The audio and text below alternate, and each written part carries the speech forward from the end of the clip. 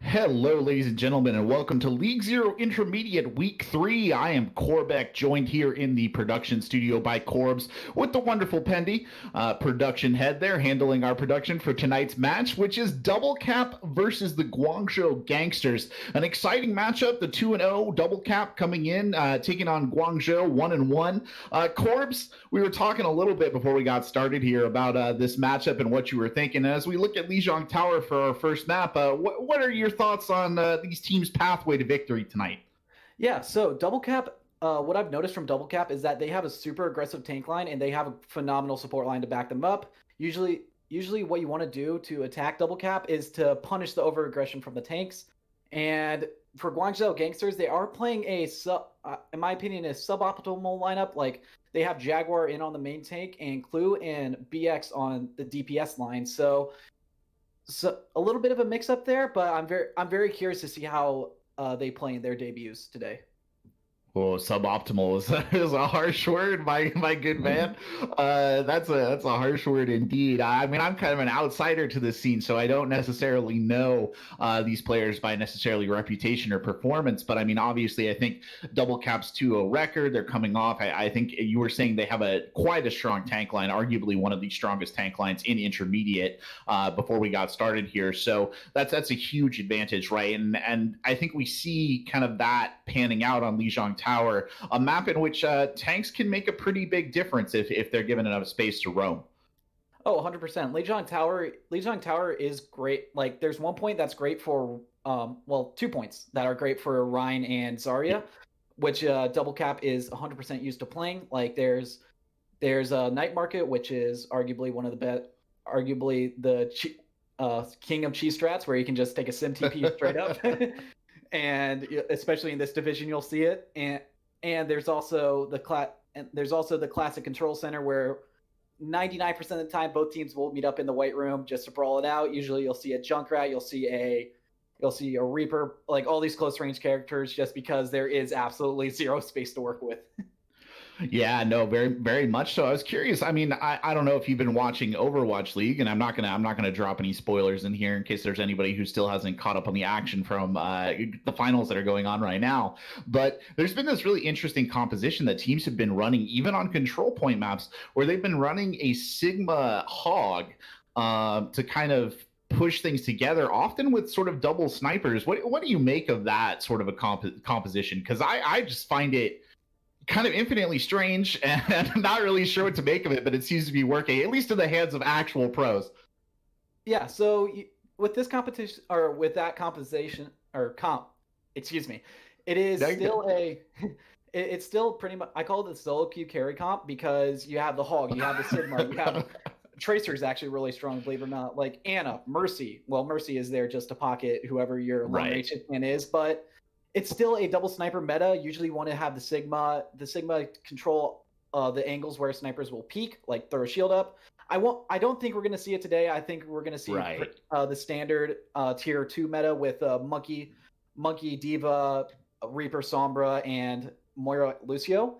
And that, like, from both teams, that's pretty much default, and especially in this league. So Yeah, I think that's understandable too. Obviously, the composition does also rely quite extensively on the ability of your DPS to sort of get those picks, right? It's a very pick-driven composition. Whereas Reinhardt Zarya, that tends to be a little bit more of a team-oriented comp, maybe a brawl composition. I'm just curious, what you think we'll be seeing in terms of DPS from these teams. Not me necessarily knowing, I don't necessarily know them that well, as I said. So I'm curious, do we see the Pharah get play on the maps that traditionally favor the Pharah, Gardens, Night Market? Or do you think these teams kind of shy away with that and go for maybe the Somber Reaper, the more traditional brawl styles that we've been seeing more and more frequently at this level of competition?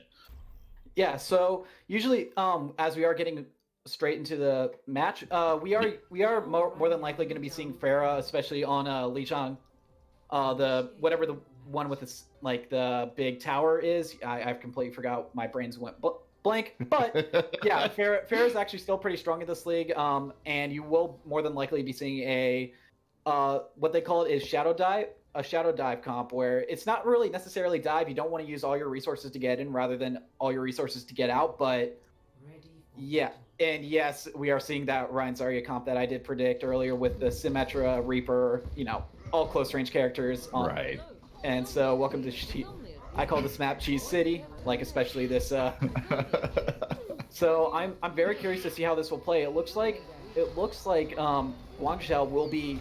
Never mind. They switched to Brawl comp, but it looks like they were going to play the Shadow Dive comp with a Junkrat. So very interesting to see there. But they are switching on to Brawl, and of course they got to pause it.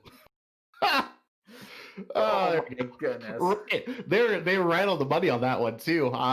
Literally 30 seconds until control point unlocks right when the doors open. There we go. Picking with the chat. Pause champ. Indeed, perfectly timed. But yeah, I don't think there's anything too shocking about these compositions, as you were saying. Pretty straightforward stuff. It will be interesting to see whether Matson on that Symmetra does give Double Cap kind of the slight edge here in terms of getting them to the point first. If that Symmetra can get set up, right? Symmetra is super deadly as long as she remains alive. But kind of after that first death, do you really run the sim anymore? No, not usually. Yeah, so the problem, I was going to say the problem there was Pineapple's internet connection is a bit iffy, but it looks like both teams are just readying back up. Tyler for DC gives the R, and Pineapple also gives his own R. So yeah, let's see how both teams attack this point. All right, well, we'll be waiting for that teleporter to come out fast there. Matson setting it up already. The Junkrat's Bam coming in over the top. Clue there, just trying to apply some of that early pressure. The turret's going out, almost not fast enough, but they will be able to get Jaguar back out the front door. He cannot push in, but Matson going down early, and that's a huge source of damage here in the composition. Completely taken out. Closes due to an unexpected error. The ultimate shutdown move from Jeff Kaplan himself off the top rope. Yeah, so woo! On the hour, ladies and gentlemen. On the hour. Yeah, so it looks like now arriving at we're just doing a quick little reset on here. It does look like we will be going to Lijiang Gardens right off the bat, but there we go. So this is reminding me of another game that happened in League Zero that staff strongly regret to talk about. It was my old team versus my current team. For those of y'all who don't know, it looks like we will be going to Control Center, so in order to compensate for what happened, but... Flip the script on us there. That's okay. Probably seeing something quite similar coming out, just no Symmetra, I would imagine. NA production, just NA game development, NA servers. Yeah, Symmetra is still pretty strong here, but... Yeah, Symmetra Junk might be the call here, but it looks like we will be seeing a Reaper Junkrat on the side of Guangzhou. So, yeah, Guangzhou was winning that first fight, and they were coming in here as heavy underdogs because of DC just arguably being the best team in Inter right now. So, yeah, like, this is... I wonder how... yeah, they do switch off the Reaper for Symmetra. Maybe they're just going to do the same thing where they TP right off the bat and then switch to Reaper. So. Yeah, good call. Oh, no. Actually, Matson can switch to Reaper, so... They are sticking with him. And they'll come up into the control room to start things off right here around the servers. The fight going in. The Sim not getting a ton of value early on. Grimace gets taken out first, but they'll trade Jaguar for that kill. Pingu stuck in a track. Great little bit of play there by Tyler to keep his Reaper alive and fighting. Fire Strike coming out from the Rhine on the front line. Really no desire to push forward, though, on the side of the Guangzhou Gangsters. They're waiting for their main tank to come back, and there is Jaguar, so they will be able to re-engage. BX there pushing on the outside edge. Not quite getting the value he wanted, but Jaguar gets two on the front line. Now it's Greek God pushing forward. Pingu goes down just as quickly, and Jaguar having himself a little field day there on the front line, driving straight home and sending him back to the spawn. Yeah, Matson makes a very late switch onto Sombra, so that EMP charge is pretty low, but look at TIE Fighter's ult charge. He's already 97 to that grabs. He's definitely going to get by this fight, and unless Pineapple can farm up his beat here within a few seconds, then yeah, it's going to be an uphill battle coming out for Guangzhou Gangsters. Well, rotating through into the server room again, there's the immediate engage. Coalescence coming out from Catalyst to start things off. The drive coming forward now, counter Coalescence coming out. Whoa, Clue with the big tire there. Sends them packing in the server room. Nothing they can do about that. And once more, Guangzhou Gangsters emerge triumphant here. Yeah, so if Jaguar is able to block this Shatter, then they pretty much have a free beat to engage the next fight. Greek God's already pretty close to his grab. However, Kenobi does have the beat to counter that. I'm very curious to see how Double Cap will attack this. Like, this is coming through this small room. They have to deal with the Junk Spad, and here comes a very early grab. The grab coming out, sound barrier almost immediately there. Kenobi trying to keep it in, but it's BX going in on the backside with the Reaper ult just to clear things out, and the doors are held yet again. Pingu, kind of the last to fall, almost an incidental casualty there at the very end. Yeah, so now they do have beat to counteract this this Blossom coming out from the side of Double Cap. They do make a switch onto Mei at very, very late, so they do have to watch out for the walls on the side of Guangzhou Gangsters. However, they already have their ults back up, so what's the point? Well, the doorway kind of surrendered here, and that's given Double Cap plenty of room. Big shadow on the front. The main wall come up there. Might have almost ruined the play. They'll still be able to take Jaguar out of it. Now it's the other Reinhardt, Tyler's chance to swing back, but there's a tire on the backside. Gets no one. Grimace does die, but Tyler flips around and takes out the tire before they can get much damage out of it. Now Pineapple does throw in the sound barrier. They'll take Clue down as well, and that sound barrier might have kept them in this fight because it's Clue going in on a tear. The Shatter coming in almost as an afterthought, but now it's a Coalescence. Pingu gets 2 on the Death Blossom. They're just trying to hold on. Tyler comes swinging back in on the ball, and they're slowly turning this around. They're not giving it up without a fight at all, but the healing still here in full force. Now it's a Death Blossom to the other side. Pingu will not survive. The fight continuing now. More bodies on the point here for Double Cap, and Double Cap trying to live up to their namesake. Just get that cap. PX goes down, and they will finally turn it. One crazy fight there, Corbs. Yeah, definitely. But they already have their tank ults back up, and they also have Coalescence to follow up, so just use Grab and Cole and then call it a day. Like, they have absolutely nothing unless TIE Fighter is a god and just eats the Grab, but I don't see that happening. Well, Hungry Neva on the point. Tyler pushing forward there, getting pushed back by Jaguar. There's the grab out early. Coalescence straight into that. Tyler can do nothing but die. They'll lose the mech as well. Greek God there getting credited with the grab kill. But Pingu trying to strike back on the backside comes forward. Still the kill feed 2 red here. The tire coming in almost as afterthought. Solo used on Matson. That one's got to sting a bit. And I don't think Tyler's going to be able to recontest. He's forced to play around the outside of the display wall. Pingu dropping in now, just trying to hang on for half a second. The beat coming on. Coalescence comes out, but it's shattered almost immediately. Pingu gets 2 kills though, and once more Pingu the Reaper trying to hold this together. Kenobi here now, the bomb from almost point blank. Tac visor coming out on the backside. Not a lot of value to be had from it, but they're still getting kills. That's Greek God and Pineapple both down, and they might just be able to hold on to this, at least reflip it as the situation may be, but it's Clue coming over the top now, and the body's starting to pour in for the Guangzhou Gangsters. Gangsters refusing to give up here. Tyler holding out there in the middle of the point will be burned down. It's BX on the kill. Now Sound Barrier coming back in. The fight's still going. Pingu's still here. There's no disengage. BX commits the Death Blossom, gets 2. Kenobi trying to get around the corner, couldn't quite make it. And now it's just Grimmix with the touch. Matson comes in. Matson crushed, and finally that stage is over. But what a fight there to hold on, Corbs, at the end. Yeah, even if that fight were to stall out for a bit longer, Greek God was coming up on his grab, so they can literally just shut it out right then and there. So what's even the point? And it looks like we are going to the map that we did first crash on. So welcome back to Night Market. And we will be seeing a variance on the Shadow Dive on the side of Double Cap, but we are going to see that Sim Junk strategy come out from Guangzhou Gangsters. So let's see how they attack this. I mean, I would expect literally the exact same thing. Get that Symmetro on the point. Junkrat just spamming the doorways. Turrets up. Business as usual. But yeah, Pingu does make a late switch onto the Mei. So let's see if they do decide to cancel out the teleporter. Oh, both Tonys coming in almost the same time. Slight advantage there for double cap, but is it enough for them to really secure this point? Diving to the backline is Clue. Matson drawing first blood. Both the Symmetras actually drawing blood almost at the same time. Clue will be taken out, but TIE Fighter trades the mech for that. Trapped in the middle of the point was Matson, who probably needs to think about the string of life decisions that led him there, but the Symmetra will survive, will hold on, and we'll get 3 kills to secure this one out. Pineapple, though, just a cheeky poop on the Grimace at the end. A parting gift, if you will, Corpse, right there.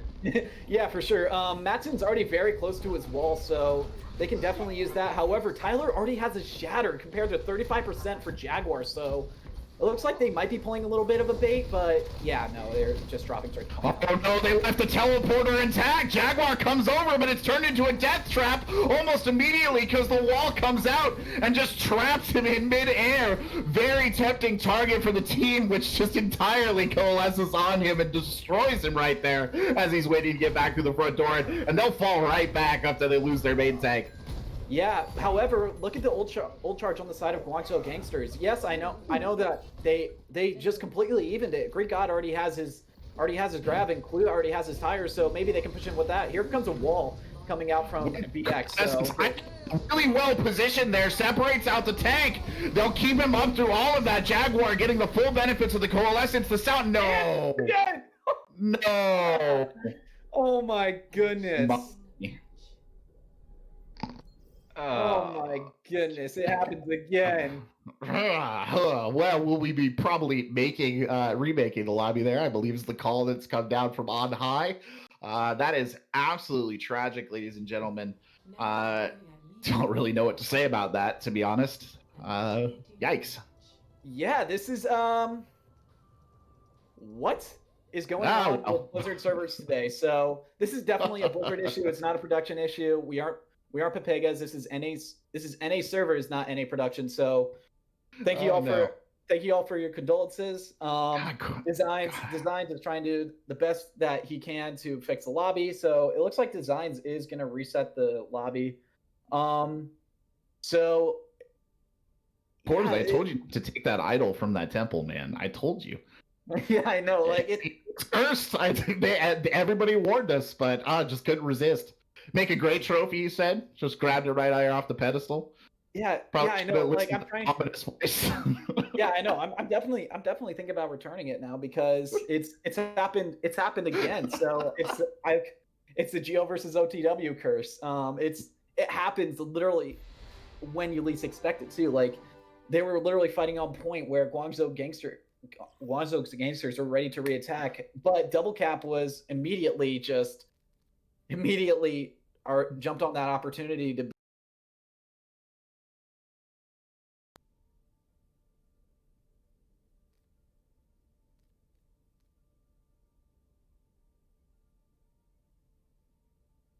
clearly. Yeah, it's been night market both those times. You're right, now that I think about it. It was an interesting fight. Despite the fact that the point advantage, was definitely there, you kind of felt that the ult advantage, there wasn't that much in it. Yeah, it was going into the fight that we just saw. Yeah, it was dead even, except for Tyler having a clear shatter advantage over Jaguar, and it was just super, super, super unfortunate for Guangzhou because they were coming up on that grab. They did use the coalescence to keep Jaguar alive, and she was able to capitalize on that opportunity by taking Tyler out of the fight. So they definitely could have swung that point in their favor, even though yes, there were a pair of symbols that came out. So yeah, I mean, I'll be honest. I'll be honest with you. I'm actually surprised. I think there's a little bit more fight in Guangzhou Gangsters than we probably first imagined. I mean, that was an excellent map on Control Center. Really a dominant kind of control of the door there up until sort of the bitter end. The fight was kind of long and chaotic, right? Or it was a little hard to keep track of what was going on, if we're being honest. But I mean, Guangzhou Gangster putting the boot in. They're not intimidated here at all. Yeah, one person I would really look out for is Greek God X. He has been farming up grabs like it's literally corn. He's getting so many grabs per fight, and maybe he used grab early in that fight. He's got it back. Nice try. But he, in my opinion, he's been having a really strong game.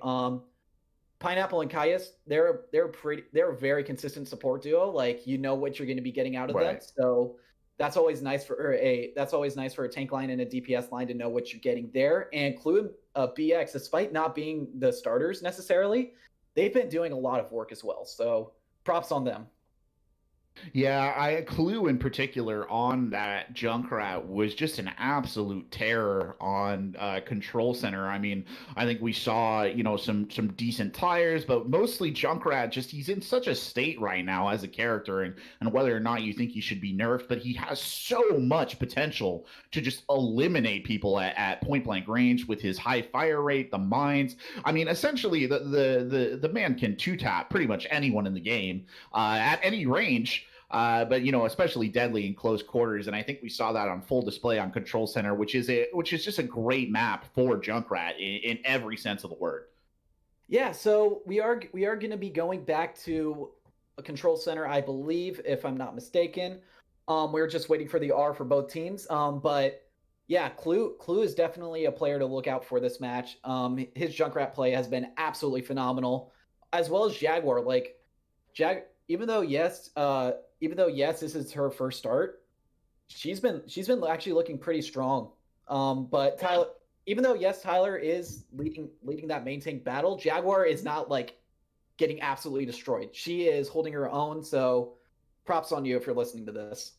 Yeah, I think Jaguar's biggest problem that we saw, I think, on Night Market was just the effectiveness of those walls that were coming up. I mean, the walls were so disruptive, and it was a huge play to keep Jaguar alive on the attack that we saw right before the server crashed, using the coalescence to keep Jaguar up so she could keep fighting through all of that. But it's just so hard for Reinhardt at any level to play to be able to predict those walls and bait him out, Corbs. It's a challenging thing. It is not easy.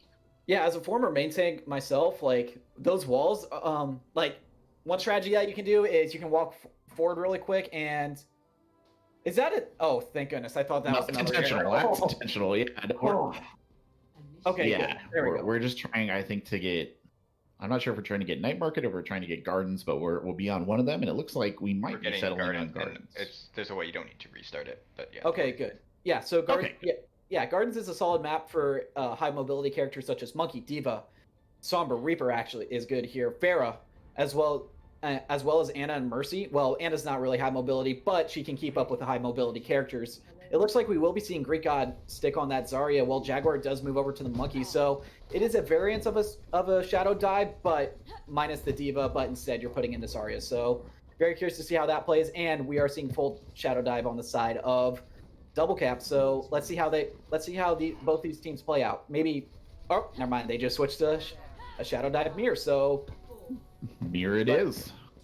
Yeah. So usually the goal here is you want to have your DPS be playing with the tank, rather than your DPS going off and doing your own thing. Like, so if Sombra can find a hack here on the Monkey or the Diva, you can definitely punish that for sure. So Madsen already does get caught out, and there goes the hack on the Diva.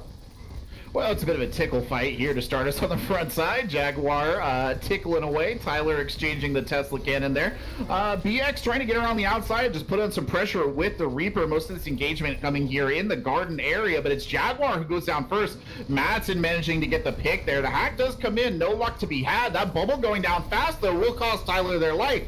But now Pingu trading back on the other side, getting BX out of the fight. The coalescence coming in from Grimace here should be enough to seal this fight away and usher them back to the spawn doors, or off the side of the map if that's your flavor of death. Yeah, so Madsen and Pingo are already on their their EMP Blossom combo. They can just use that next fight and straight up gain percentage. But however, it is going to be quick, so they might not gain that much percentage unless they actually stagger it out. Kaius already does have that coalescence, but whoa. There's the Blossom. Pingu, so excited he nearly went off the edge, but he manages to stay on and net himself, I think it was 4 kills in the midst of all that. Kenobi getting there and taking away, vulturing the Diva back as well, but a great play to be had right there. Did anyone else not see that EMP animation? Because I didn't see it personally. Yeah, EMP is a little bit buggy right now, but oh no, it looks like Kenobi's gonna be spotted out by Clue. So Clue knows where exactly he's at, so he's probably relaying that information to his team right now. So here comes the EMP.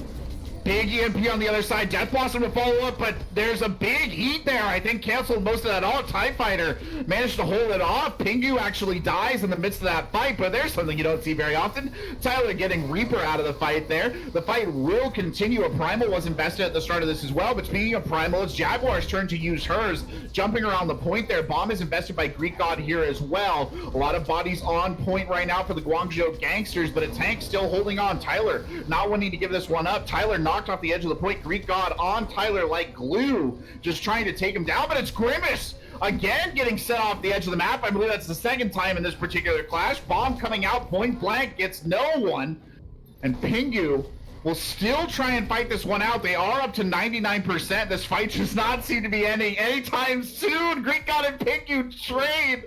What a crazy kill that was. Yeah, so, but with that trade, that ensures that Greek God X will be out of the fight for a bit longer. Maybe Pineapple can come back and escort him, but guess not. But look at the ult advantage on the side of Double Cap. Unless they have to play this perfectly on the side of Guangzhou if they want to have a chance to absolutely capitalize on this. Well, Mattson does have the EMP, so the play is there to be made. Tyler coming up on the Primal as well. Just a duel in the corridor coming out of White Room. Such a deadly area, but not necessarily into the Shadow Dive composition. Giving them lots of ground right now. Guangzhou Gangsters backing up. They're going to let Double Cap come all the way up to the doors. No team really looking to make a play. Double Cap just has to win one fight here, and they very well know it. They're going to initiate with the Primal. The EMP coming in first on the opposite side, though. Clue goes down almost instantaneously. The counter EMP is in. There comes the Blossom, and the kills just start to rack up in favor of Double Cap. The Diva Bomb thrown in there on the backside. Almost unnecessary. Doesn't get much. It's Grimace with the Coalescence doing most of the cleanup duty. Yeah, if Guangzhou can come back to contest, which most likely they will, they do have a beat coming out from Pineapple, so Pineapple was able to get that off, and they do have Coalescence. However, they're just trying to use it like DPS ults per se. So. Stall. That's the name of the game. Jaguar trying to keep this alive. Both tanks are present. Jaguar and Greek God fighting it out. They don't have a lot of healing, but they are here. Pineapple gets hacked on the backside. Pineapple in lots of trouble.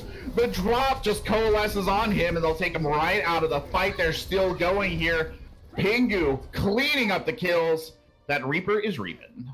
Yeah, so we are going to go back to the curse map of Control Center, where Blizzard is actually having problems in their Control Center of their own. So let's see how this actually plays out. So hopefully we, more than likely will. Oh, we are going to Night Market. Excuse me. I'm sorry. But everywhere. Yeah. So for those of you guys that are curious, Blizzard was being Pepega, so the score is actually 1-1 right now. We will be seeing like more than likely the cheese strat that we did see for the first time. And if we see this message, unexpected error occurred, has caused the servers to close, I'm gonna jump outside of my window. So you should call Blizzard Pepega. They'll remember that. You're gonna queue into some bad SR games now. That's how that works. That is very true. I've been hard stuck plat for the longest of times, and I actually got queued up into a Masters game. So. Oh, good God. Yeah, not even fun.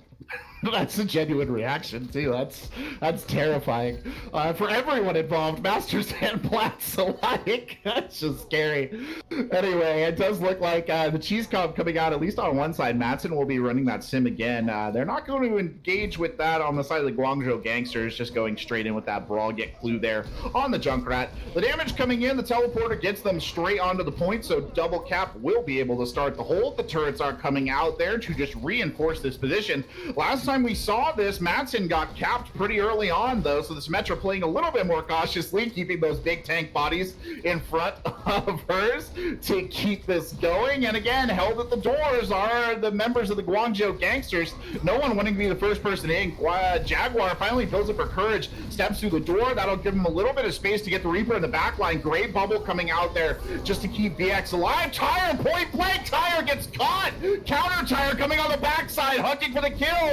gets KO'd down to the backside, and now they'll just push in. Madsen really the only casualty there. Actually, no, even as I say that, Grimace gets taken down as well. Clue's still fighting the one-man Junkrat army there, Corbs, trying to turn it around, but sadly not enough. Yeah, Clue's already 63 back up to his tire, and Greek Odd already has the grab, so it looks like they're doing an immediate re-engagement because they understand that they do have that advantage despite losing the fight early. So They'll take crack away.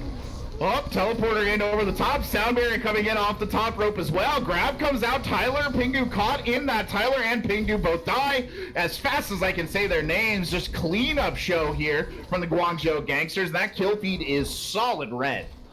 Clue already has another tire built up, and that was honestly a great counter beat by Pineapple because with Kenobi beating there, yeah, you can just farm it right back up.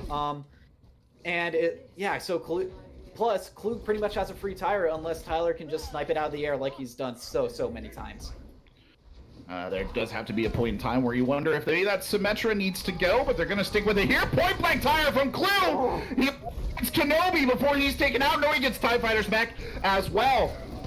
Those are big picks. Jaguar comes in, somehow gets the shatter on the TIE Fighter. The pressure coming in now. Madsen throws the shield wall in kind of pointlessly. I'm assuming the swap's coming in, and they'll just clean up here in these restaurants.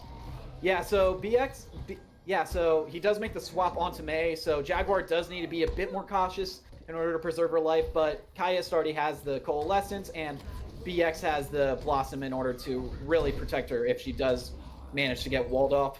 But watch out for Shatter, watch out for Bomb. Like, Shatter Bomb's obviously a great combo. Same with Shatter Tire, so if they're able to zone out with those ults, then ooh, that was a very close wall there.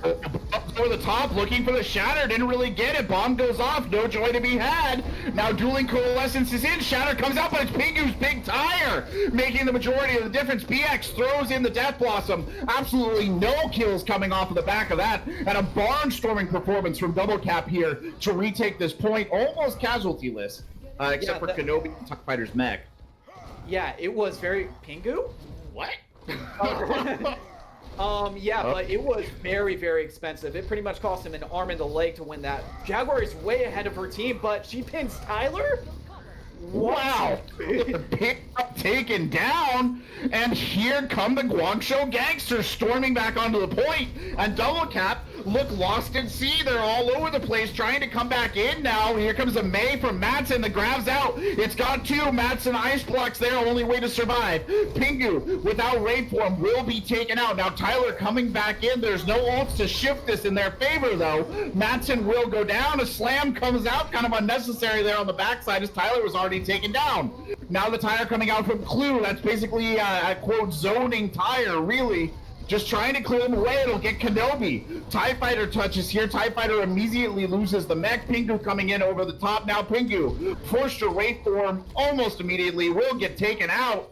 And Guangzhou Gangsters, nope, never mind. Fight still going. There's a Blizzard thrown in. Bit of a miss throw there. Snowball going for a little bit of a sightsee on the outside of the map. So trying to hold on. Madsen is brought down. More members of Double Cap slowly feeding in, but it's not enough.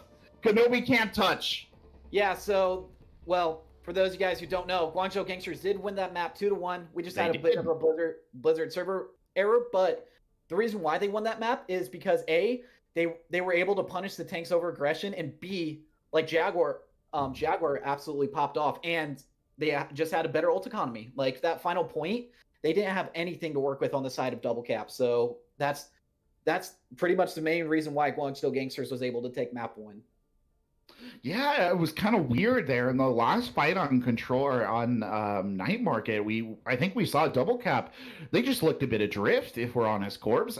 They were all over the place. They had used all those kind of ults to secure the point, and then they just Pingu went off the side of the map. Still don't really understand what happened there to the Junkrat. And when Pingu was out, I believe it was a swap, if I'm not mistaken, because Pingu did come back on the Reaper. So, but still, like you still have a point to defend. Like Guangzhou is still alive and healthy, and that really showed when Guangzhou got their first capture. Where, like, yes, they did lose the first fight. However, they died so quickly, but Clue already got a couple of picks that really really allowed them Yeah. to overwhelm the point and just straight up rob it from DC. So, and they were just able to set up shop on there, and the rest is history. So Guangzhou Gangsters is up 1-0 right now. Now, Corbs, you obviously know a little bit more here about intermediate than I do. Do you think this is a matter of Double Cap has just gotten a little too comfortable in these first 2 weeks? Are they used to teams not pushing back on them enough? What exactly was that? I mean, it was just, I have to say, like, it's very rare that a team that is supposedly quite dominant kind of comes in and looks like they're kind of struggling to find solutions. Maybe it was the disconnects. I'm not really sure. Yeah, it might have been the disconnects because of what happened with the it just really brought the team morale down, in my opinion. Like, so that was definitely a big just mental booming moment, because yes, Double Cap did maintain control of that point on Night Market, and boom, Blizzard crashed the servers. Go figure. It looks like we will be. Sorry, I didn't mean to cut you off there, but it's pretty funny that they're called DC. Yeah, it was a delicious irony. Double Cap or disconnected. The world may never know.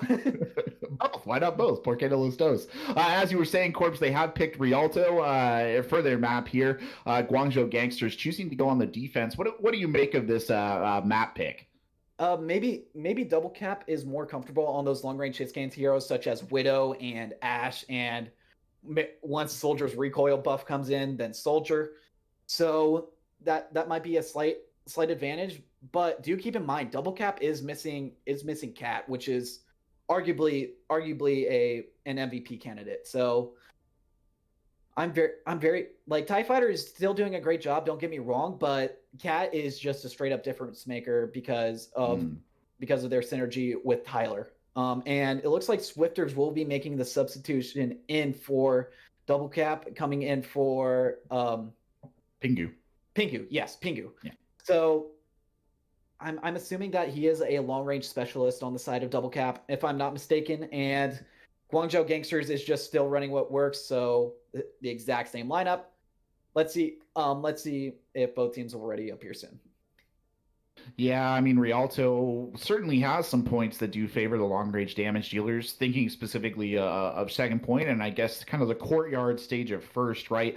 A challenging map to attack into. I don't think there are many people in kind of the Overwatch community at any level that would deny that Rialto, especially those initial first 2 turns, is one of the hardest points to take. And then we get to second point, and you see kind of underneath the bridge, kind of the true corner of death.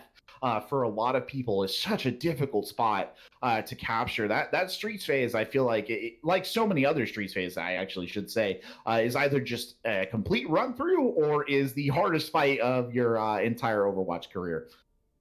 Yeah. So usually that with that first corner on coming from an attacker, like that the corner where the defenders usually set up, like right. They can just easily retreat back to second corner if they're getting overwhelmed. Even if you try and flank, they can just literally turn around, retreat to second corner, and boom, you're at a severe disadvantage because you're out in the open.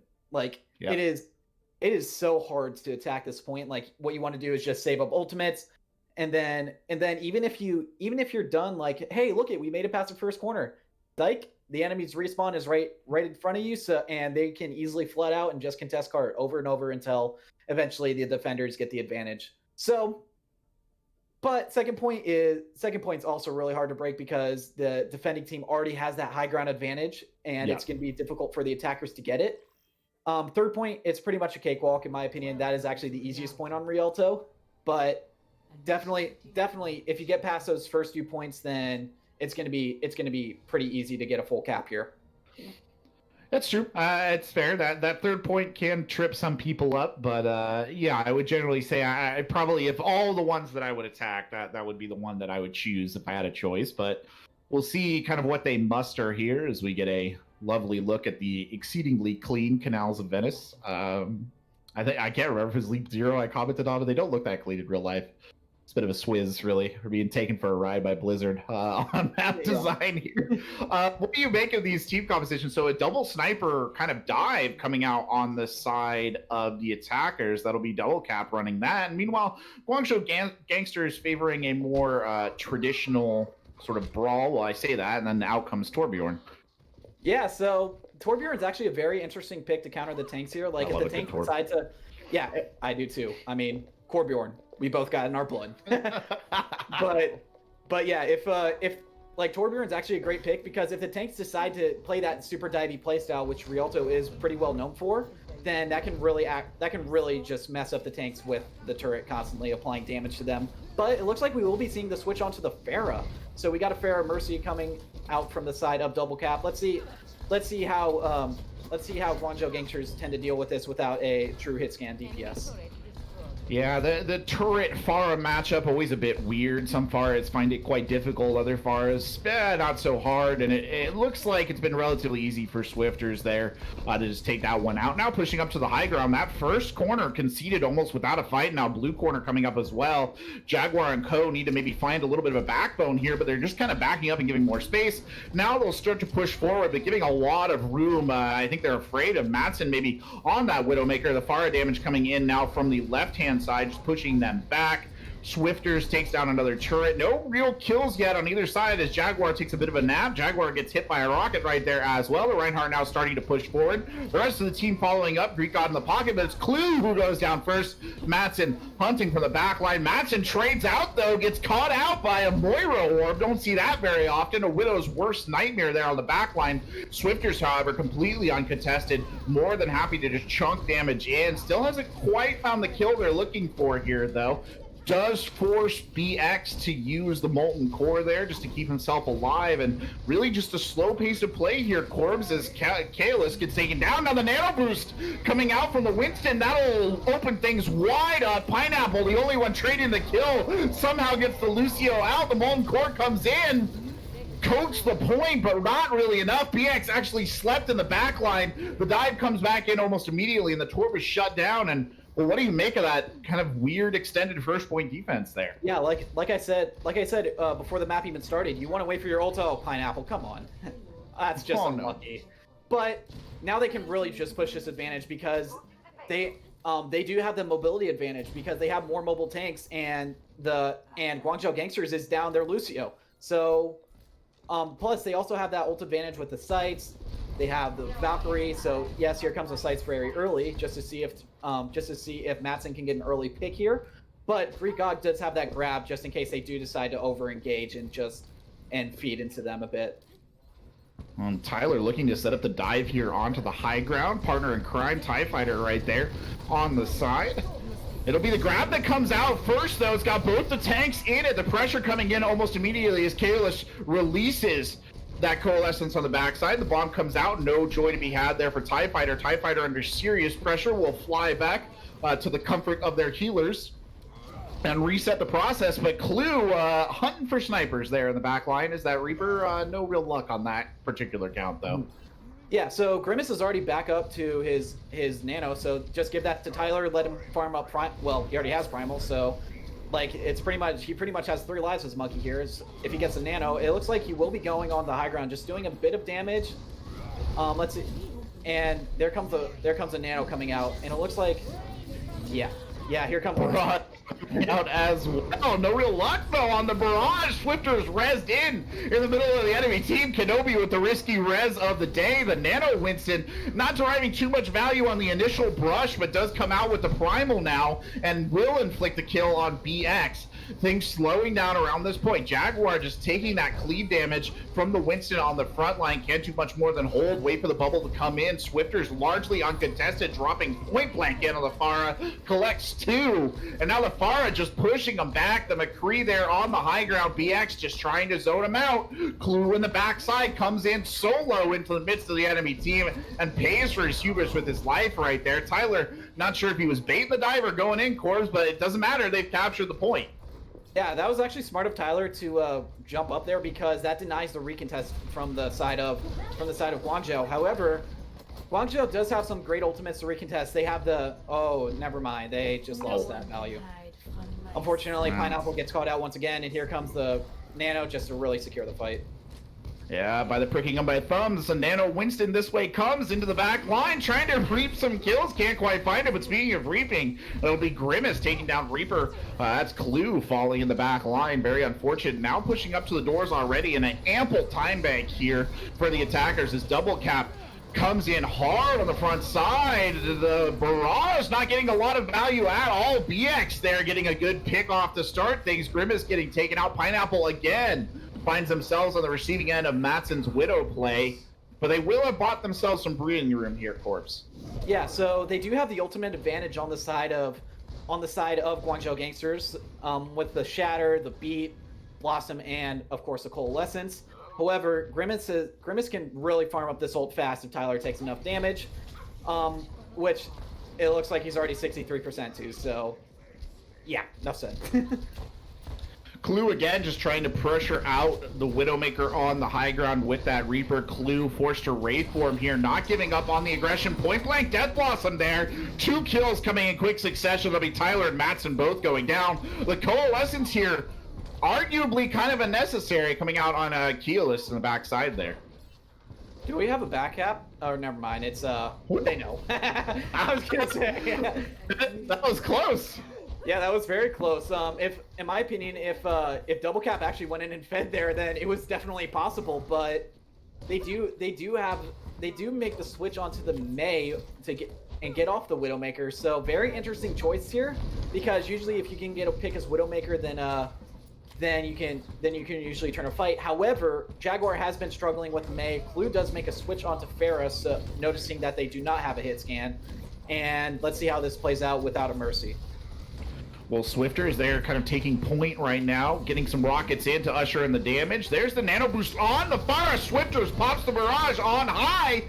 Really only 1 kill. It's Greek God going down. The Sound Barrier coming in on the opposite side from Pineapple will keep them alive, but this bomb in tight quarters, that's Kylus going down right there. Clue and Jaguar following their Moira quickly into the grave. Huge anti on point to just clear the way, and that cart will be ushered in.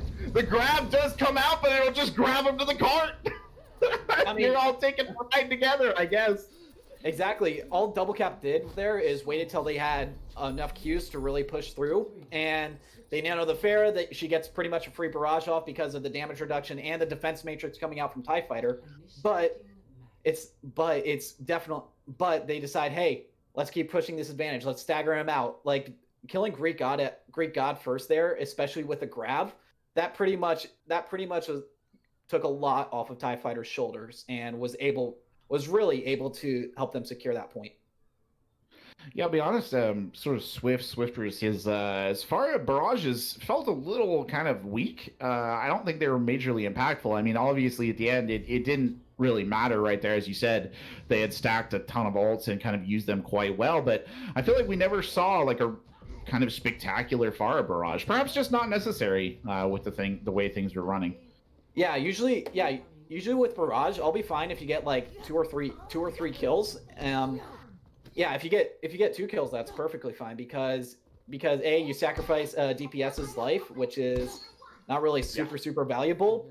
But in return, you could be picking off a tank. Yeah, I'm sorry, but you could be picking off a tank and or a support, which will really have a deep impact in the fight to come. So Swifters is back on the Pharah. However, we do see an Ashe versus a Widow duel, so the Widow should have the pretty clear advantage here if Matt does play range, which it looks like he will. So just making a quick little retreat, and yeah, the Pharmacy battle is underway. So here we go. To the skies, indeed. Clue up there trying to engage in a little bit of a rocket duel with Swift on the opposite side. Neither one of them really too successful in that, but they've got enough room here for BX to retake a different position with that Ashe. They're calling for a pause. And they are indeed calling for a pause. Thank you. And we will get one. Yeah, so I was just making sure that Designs is up and running. So Grim is pinging pretty hard. Obviously, playing on ping is absolutely no fun. So 2,000 milliseconds. Overnight. It's a good one. Yeah, so Well let's put. see the ultimates. Greek God is actually building up his bomb pretty quick. 40% is actually a lot, especially for a diva in this meta compared to TIE Fighter's 17%. Tyler is a roughly negligible 5% lead on Jaguar. However, it's it still could be very much advantageous if Tyler is able to just cleave the front line a bit. And however, the Annas are actually dead even on nanos. Like that is very that is Quite literally, yeah. literally 39 to 39%. Yep. But Matson, even though yes, sites can be seen as invaluable, it still is pretty valuable, and he's already 50 halfway to there. So you never know with the ultimate you never know with the ultimates if they once they have them. So like sites could be huge for spotting out the Ash, spotting out a Farah. It looks like double cap is finally ready. So Grimace is not playing on 2000 ping, thank goodness. And we get the R from both sides. We'll see if they can muster here. I mean, this blue corner getting pushed pretty hard by Greek God right now. We'll see if they can hold them off. Underneath already, the drop coming in. Huge anti-nade there will actually cost Jaguar her life. The Winston cannot get out. What an excellent bit of play there from Grimace, the 2000 ping Warlord. Struck big there, Corbs, actually, to get that Winston taken out and break the back of this attack. Yeah, Grimace's positioning is actually perfect here on this high ground because if he's getting pressured, he can literally just back up. Like, he doesn't have to worry about a Widow. He only has to worry about an Ashe who's already halfway to Bob. So, and look at this. Grimace is just getting a bunch of ult charge coming out of that Dynamite. So he can probably get the nano early to the Monkey. Grimace does have the nano ready to use. Long distance fire rockets coming in, but it'll be Clue who gets taken down first as Matson strikes on the Widowmaker. Here, those Widowmaker shots still ringing out here, and BX trying to return a little bit of fire, maybe a little bit handicapped in that duel. Meanwhile, BX, no, even as I say it, Swifter's taken out of midair. That forces the res out early on, but it's the Valkyrie coming out from Pineapple. Now the bomb coming in, and there's the nano boost, but not on who you would expect. It's Jaguar who gets it first. Swifter striking big. On the other side, though, BX's bomb doing a little bit of damage, but it's Grimace taking Clue down. A ferocious trade of kills here. Another great anti-nade coming in on Jaguar. Jaguar trying to jump to safety, will not make it. And despite some excellent picks early on, Corbs, I do think that Guangzhou Gangsters gonna have to reset here. Yeah, that was actually a phenomenal stagger onto those supports. It may not seem like much, however, that'll deny some ult charge, which will whittle down the clock even more. And it looks like they will be playing double hit scans, so Farah is that much of a threat to Guangzhou. Very curious to see how they deal with this. Swifters is actually looking super strong. However, they do have to run into both tank ults while they don't have a single ult to invest themselves. So watch out for that. Well, that Widowmaker shot sort of the starting gun here for this attack, and they'll lose Greek God almost immediately out of the mech. Clue, not long for this world either. TIE Fighter taking him down with a punch right there. The fight continuing. The Primal is unleashed. That's just Tyler buying a little bit of space and a little bit of life in the mid ground, and again, the attack is stifled. Yeah, Grimace is already back up to another nano, so he can just give that to Tyler to farm another Primal. Like, this is just a constant cycle of... It looks like Pineapple will pop his... Ooh, Matson finding an early... Matson strikes big early on, takes out the Ana. The bomb comes in, completely splits the team from their tanks. Greek God and the Primal having to come in early on, just trying to cancel out the nano-boosted Winston there on the backside. The kills starting to rack up. Grimace and Kenobi both down. That's both supports out of this fight for double cap. And if there's ever a time for them to capture this point, it would be now. Yeah, it's still technically anyone's fight. Matson does find a pick on the Clue, which is actually really, really massive, and it allows him to have a recontest. Swifters gets out with his life miraculously, so they do still have to worry about the threat of barrage coming up here soon. Matson does pop the site, so they know who's coming back, who's here, and who's not. Anti-nade on the other side, but there's not as much damage to capitalize it. Bomb thrown in point blank. Jaguar now getting the nano boost, repaying the nano monkey favor right there. Getting in, trying to do some damage. Will divest the mech. There's an attempted barrage on the backside, gets nowhere. Clue picks Swifters out of midair. A great anti-nade comes sailing back in from Grimace, but too little too late, and they will cap. Greek God was on an absolute tear there, Corb.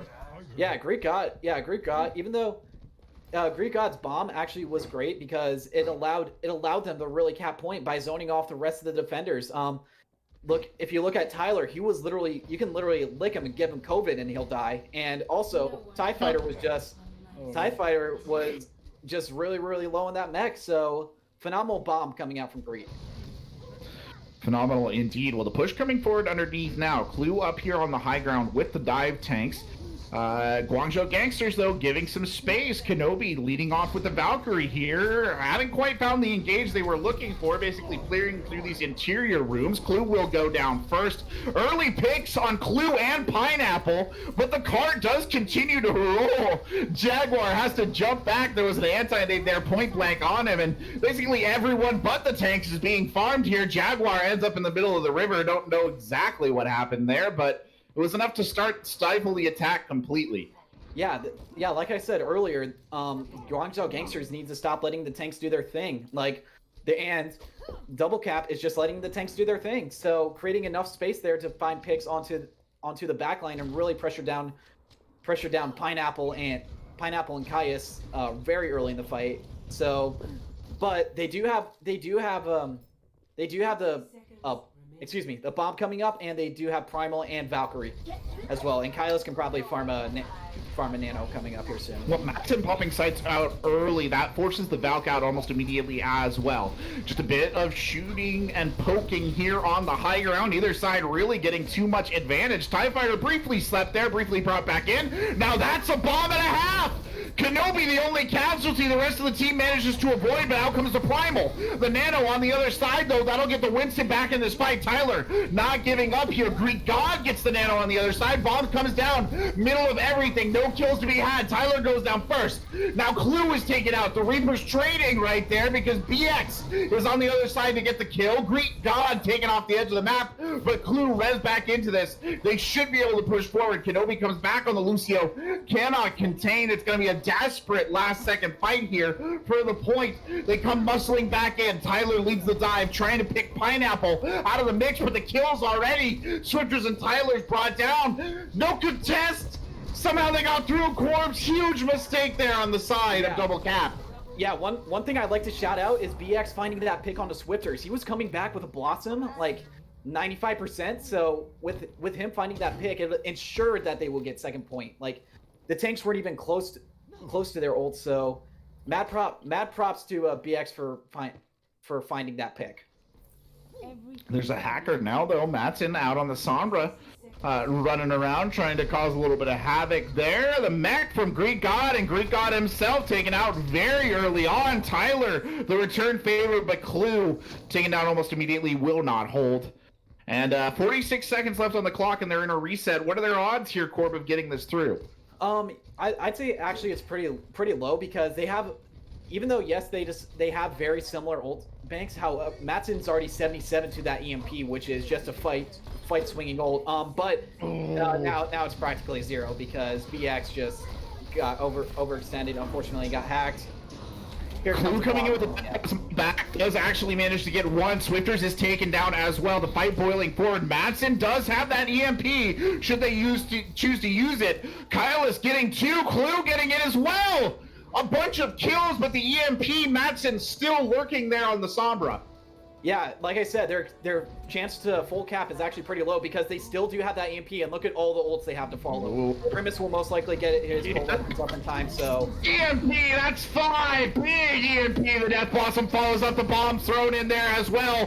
Total annihilation on the front side, and Double Cap trying to make the statement here to win this second map. Yeah, so that was an absolute Q fest on the side of Double Cap. Like because they had literally all 6 ults. All they had to do was do this. Yep. And it's just like magical key.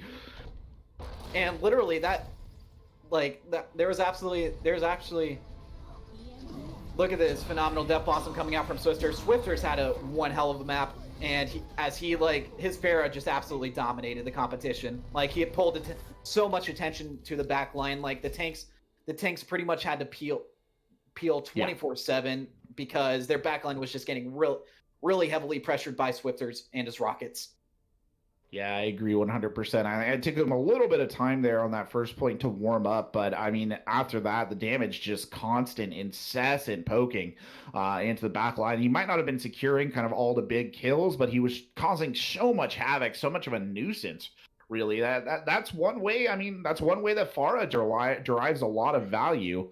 And it looks like the pick is coming in. We'll see what they pick here as we move into 2CP or Assault, whichever you feel is appropriate. It is Temple of Anubis that Okay. that Guangzhou Gangsters has chosen. I wouldn't be surprised if Double Cap decides to defend first. And let's see what their choice is.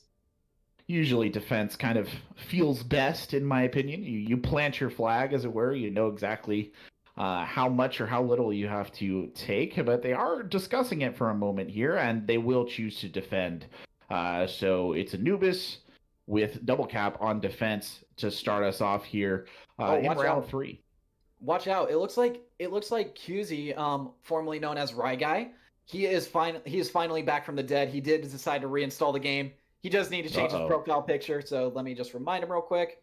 I feel like we need dramatic wrestling music for that sudden entrance there in the lobby. Oh no! If you don't know who QZ is, he was the novice MVP last season for the second place Wisdom Academy team. So he is considered to be one of the top main tanks in intermediate. So I am very excited to watch this main tank battle between Tyler and QZ. Jaguar actually still did look super strong. Yeah.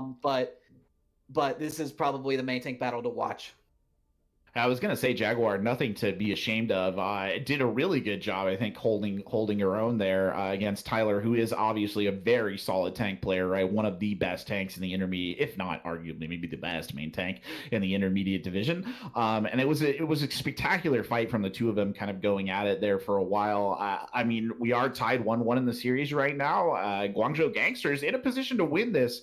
Of course, Temple of Anubis. Whoa, that's a tough nut to crack. All of these 2CP assault maps are tough nuts to crack, if we're being honest. Don't pity, or I pity anyone who has to go into the teeth of this. Yeah, so looks like QZ's being a little bit stubborn, not wanting to change his profile picture to Guangzhou, but it is required by league rules that you must be in sync with your team when you do change your profile picture. So he's made a concession there. I think we see him at the top of the order.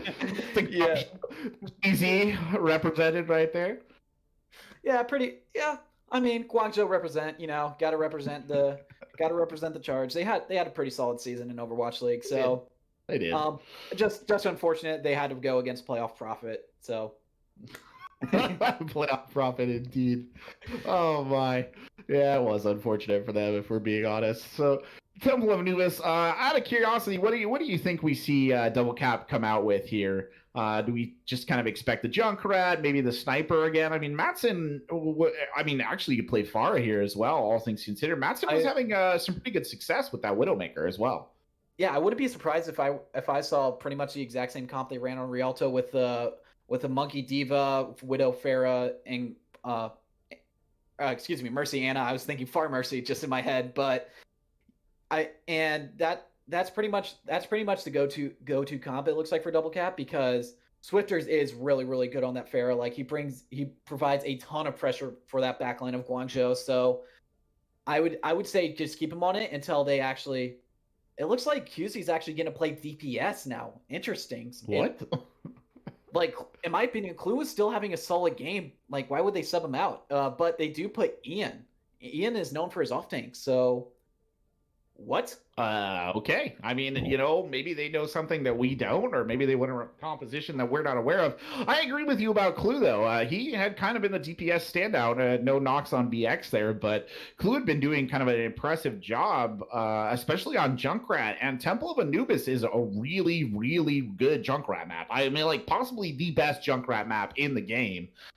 So it is a little shocking to me that you would put kind of a main tank player in, but like I said, maybe they've got the secret recipe we're just not aware of here, Corbs. We lack the critical information, as the children would say. Yeah, so QZ did play DPS like before before he did play in League Zero, but he was drafted for his main tank initially. So I'm still confused though, because this is a Junkrat map, and Clue looked really, really strong in that Junkrat. And both Ian and Greek God X are off tank players. Like, huh? Yeah. Unless they're planning on running maybe they're going to run the Sigma Hog. Kind of a double off tank combo. I mean, it's not unheard of. It would certainly be, maybe a little bit. And we have a DC. It looks like it might be BX because he did not pick a hero right off the bat. That is my prediction. Well, we'll see if they can get him in. I'm just looking here. This is they're showing something mighty interesting. Hog Winston for the attackers. That is not. Wait a second. It looks like QZ changed his name without telling staff. So this is a big yikes on the side of Guangzhou. Like this. Drama. This is gonna be this is gonna be some drama going down in the League Zero Discord. So let's see how they do this. It looks like they will be moving on. Designs, yes, he was. I can confirm that he was on QZ pretty much the entire season. I understand that he's not in the registry because things, but I'll assure you that yes, I can vouch for him. He was safe. So, and I was absolutely right with them playing the exact same comp on Rialto for defense. So it's whatever works. But we will be seeing the Ian Hog. I have made a meme about this in the past when I did previously cast. So never mind. He is going Diva. Okay. Yeah, I guess we will not be seeing Hog Winston. 5, 4. Looks like her producer's house is burning down, so hopefully not literally. There's a fire alarm going off, so we're just going to take a quick pause. That's fuck. If we go off there, you know why. I mean, with the way both these teams have been playing, this is a pretty fire matchup. So that explains why. It's been a good one, yeah. All right. So we will be taking a quick break as Pendy fixes his fire alarm situation. Very unfortunate timing, I guess. I guess he's living the California dream where you do have to deal with fires pretty much 24/7. So, yeah, this is a bit of a stressful time for Pendy. Hopefully he can get back here soon. But yeah, Des, do we have any updates on the games that are going on right now? It just seems like one of the games so far has finished between Obligation and Mob Mentality. Mob Mentality ended up 3-0ing them. Yeah, so Mob Mentality 3-0'd Obligation. That is not what I would have predicted, I'll be honest with you. So that is a very big statement win for Mob Mentality. Like they going into the season, they were considered to be the worst team in the league. I don't know how, but they managed to turn it around. Like probably some more heroics from Phone. Their take line's actually been surprisingly super strong, even though despite that being seen as a weak point at the beginning of the season. So props to them. Good management, good coaching. Granted, it is a Wisdom roster, so yeah, that Wisdom's going to have some good coaching because they do have teams in OD. So shout out to my boy Navino and Maverick. Good job. Or my boys Navino and Maverick. And so very curious to see Pendy's obviously out of the building right now because of the fire alarm. So we would hope. Yes, I would hope so because I would hope so. Fair enough. I mean, fire alarms just go off sometimes. Hate when that happens. It's really annoying, but probably better to have them than not have them, I guess, all things considered. I'm curious, Corbs, what are your thoughts, since we have a little bit of downtime here, so we can just play the This Is Now a Podcast game. What are your thoughts on the soldier change? My opinion on the soldier change, if you have ever played CSGO or even Valorant for that example, it's going to feel so nice because it's apparently spectators have run out of pause time as a joke. But it's going to feel so nice because the tracking's going to pretty much just be spot on. All you have and recoil is non-existent on PC if you absolutely play it right. Right. So Do you think that his stocks kind of go up like pretty significantly off the back of that? Is he going to become the sort of hit scan du jour over, say, like an Ash, or do you think he kind of stays where he is? I'd say that he might actually fit into the Shadow Dive comp, maybe replacing either the Reaper or the Sombra. Like if you were That's interesting. because again, Soldier, like you can literally snipe someone across the map with this new Soldier if you can control the recoil right. I know that tier like Overwatch League tier 2, they probably already have it down. Like they've been playing, like DPS players probably come from those hit scan games, unless you're Dante, where you come from Minecraft. Out of all the places, but unless you're just like amazing, you're just god tier, right? But yeah, I think you're right. I mean, it does kind of favor players who do come from those kind of environments, and I think it will make him extremely popular among that sort of crew. I think the thing that, in my opinion, would still hold Soldier back, though, is just kind of a lack of the utility skills. I mean, he's got the heal, he's got the sprint, which are both, and the rockets, I guess. These are all great abilities, but I mean, compared to like Ash's Dynamite, the Coach Gun, and the Bob, is Soldier, even an updated Soldier with kind of, hyper laser accuracy, is Soldier still the pick? I mean, I don't know. I that's where I kind of draw the line. Would I rather have the Ash Dynamite, or would I rather have the Soldier, hyper accuracy, as it were? Yeah, so yeah, with Soldier's hyper accuracy compared to Ash, like Ash does great in bursty scenarios. Like, Yeah. Not sure if you've ever played Destiny 2, but it's like hand cannons versus auto rifles. Sure. Yeah, I get it. Yeah, so hand cannons, they do a ton of burst. They have hand cannons do have longer times to kill. However, you can just be playing in and out of cover, kind of like the new Ash changes here. Well, not new Ash changes, like how Ash normally plays. But with Soldier, if you get caught out in the open, you're going to get hosed right away. And Helix Rocket is still a phenomenal ability if you can land it. Like just do a couple shots to the head and boom, shoot Helix Rocket, a squishy is dead. Just a quick update, guys. Another map score has just been recorded. Capitalism has 3-0'd Bench Gang. Wow, Capitalism has won at 3-0 against Bench Gang, for those of you guys who are curious. Again, Capitalism is capital. I did expect Capitalism to win, but probably in a 3-1 fashion. I knew they actually are looking pretty strong now with the new pickups. They did pick up Duga, who is a new main tank for them, so props to them. And I am looking forward to see how this team looks in the future. But going back onto the what I think about Soldier, it's it's definitely a, if I get caught out in the open, I'm screwed, versus, oh no, Ash does a ton of burst damage, so I can only peek. Right. Yeah, that's fair. Not to change subjects, but actually still sort of on the topic of DPS, going back and looking at our lineups here that we're looking at Temple Anubis to kind of draw us back around to the matter at hand.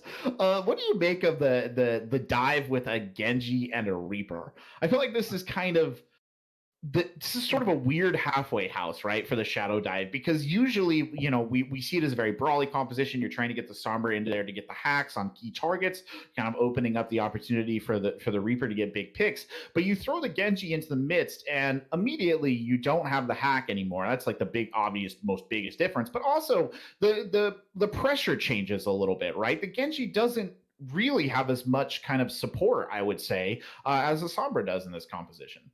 Yeah, like Sombra does have an easier escape with the translocator, because you can just set it and forget it. Like, and you can use invisibility to pretty much get anywhere on the map unscathed, like unless you get shot by a diva or zapped by a monkey, like the typical spy checked. Yeah, exact. But if Genji even like get this Genji Reaper comp, it's gonna be tough especially to go against this Pharah comp, because I mean, they probably don't know that they're running it. But like one character that you want to be playing with Genji is Ana, actually, and yeah, Caius is on the Moira. Even though, yes, Blade Coalescence is actually still pretty good. Like where you can just slash and dash and then burst down a squishy with Coalescence, and where Genji will get a dash reset. It's not as consistent as Nano Blade, where you just need to rely on the Genji.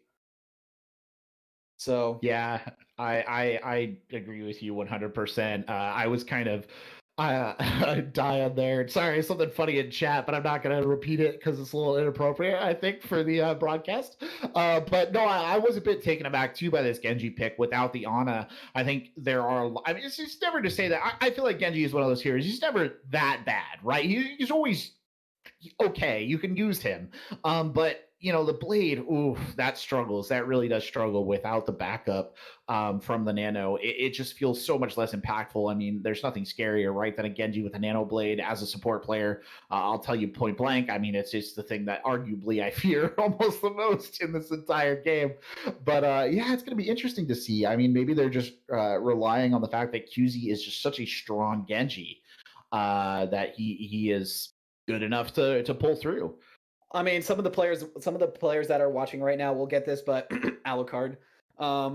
Anyways, like it's just I mean, if you're really that good at Genji, then I would pretty much just constantly rely on him. But Right. I'd probably run an Ana instead of a Moira here, like because if you do land that anti-nade onto both the tanks or even the Ana for that matter, it's gonna be so hard for Double Cap to really regroup from that. So yeah, I'm very curious. Des, can they get coaching during this time at all or no? So technically, I've just allowed it because it's not like the map is started or anything, so they're allowed to be unmuted. All right, that's fair. League Zero OW Twitch channel scuffed. I absolutely agree. Because it is absolutely fire. That's why Penny's fire alarm went off. I made that joke for the second time. It's a good try. I appreciate that. I appreciate the effort, if nothing else. Quick update on Pendy. He actually has no updates. Just the cop showed up. That's all so far. So. Oh, okay. So the police are involved. Halfway in over, addition to the fire department. Someone probably pulled the fire alarm. Let's be honest. Yeah, probably. You're right. It's just funny. Yeah. Oh no. I mean, Penny's probably not gonna lie. Penny might be in college, so they do that all the time. That's true. That's true. And he better be maintaining social distancing. Please stay safe. Or somebody burns popcorn. That was the one that got me. 3:00 in the morning, college dorm. Somebody burned popcorn in their microwave. Probably, maybe under the influence of certain drugs. And they burned their popcorn, and that's everybody in the dorm outside, standing in the cold in their pajamas. Just at like 3:00. I've never seen a less happy group of college students. Let me tell you what, that was quite something. I still remember it to this day. It's lucky it was not in somewhere where the winters were actually punishing, because it would have been even worse. But here we are.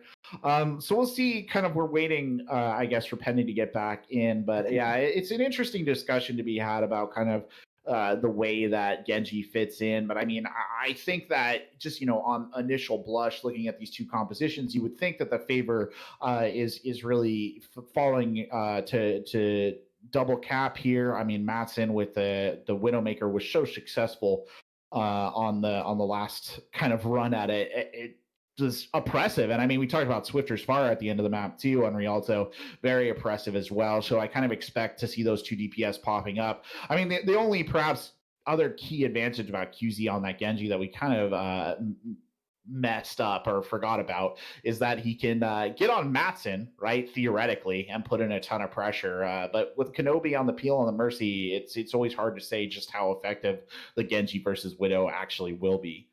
Yeah, I mean, Genji is pretty effective against Widow if you time up your deflects perfectly. So. 43 people. And I'm not even kidding. They literally set up an Among Us lobby as we were speaking. So they are taking the pause time to play Among Us with each other. They did actually leak the entire thing to 43 people on stream right now. Well, to be fair, they do have a 5-minute delay, so That is true. So the lobby's gonna be full by the time they see it. But they are playing Among Us as we speak. Yeah, we should be doing it. I don't know. I can't get it. I don't get behind it. I think maybe I'm too old. Like maybe this is something that I won't understand. I just don't get it. It's fun, I guess, but not for like any extended amount of time. Can't follow it. Yeah, so I sound like such an old person.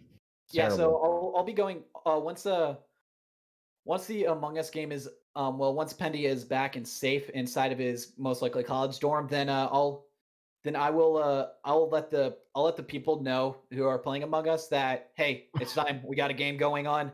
I'm pretty sure that there are spectators to watch this. So yeah, I'm missing out on some good dinner for this. Thank you, whoever set off that fire alarm. It means a lot. But it's cool. Yeah, it's not very often that you have to sit and fill for 10-15 minutes, but we're trying here, and late night television, really, that's the inspiration. Our next guest is going to be, I don't know what, but I don't know. I'm curious to see. I mean, I think we've lost sight of, because of this huge pause, we've lost sight of just how strange the moves were coming out of the Guangzhou Gangsters before this map started. I feel like we've kind of lost that thread, because it really was odd to see that bump Greek God over to the Winston. They're moving Ian to this off tank role, and then QZ is the DPS player. Just a lot of really strange choices, and unfortunately we've kind of been denied, I guess, the release of knowing exactly how that's going to get worked out, which is a little unfortunate, because it had the potential there, Corbs, to be either kind of a make or break sort of shakeup, really, if we were being honest. Yeah, so we do have 3.5 seconds for like when the map actually does start, so, like when it's when we actually do get back in the game. So if they want to make any switches, for that matter, it's gonna be Rapid. rapid. But StarCraft action per minute rapid. Okay, how fast can you go? Those keys blazing. So here's an update. Pendy's apartment did have a fire alarm. It looks like the fire alarms have stopped, and that's good. And so he will be joining back in the lobby here soon. I'll let the Among Us gang know. But I think Ian's in trouble based on what we can see there in the game chat. Ian's apparently looks sus, so that's never good. Very, very, very sus. So very sus. Yeah, I'll let him know real quick. Where'd they go? Oh, they're in lobby 2 spectate. There you go.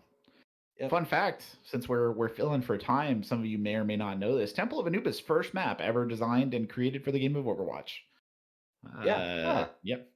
Very first map. This was the map that they did all the initial playtesting for the game on, as well, in terms of kind of their character development. First 2 characters developed were Widow and Tracer. And Tracer, I think, actually came first. And for a while, the entire game of Overwatch, at least in the testing area that they were kind of working on building it, was just a bunch of Tracer sprites kind of running around shooting each other on the Temple of Anubis. So as much as this map is much derided, and perhaps rightly so, because 2CP assault maps are truly the devil in terms of Overwatch gameplay, it will always hold a special place in my heart for being kind of the first map of the game, which is, I think, a cool fact. Yeah, so apparently, no, I'm not even kidding. We are ahead of the match on League 02, the second channel. So oh well. So I'm not. Apparently, it is 1-0 on League 02 right now. So, what? We have been delayed for how long? And, interesting. So after QZ joined, the fire alarm did in fact go off. Suspicious. Sus. Honestly, QZ sus. Oh man, this reminds me of when the lights went out in the Super Bowl. That's the equivalent of kind of just, obviously maybe not as big of a game, but still that's the vibe that I'm getting.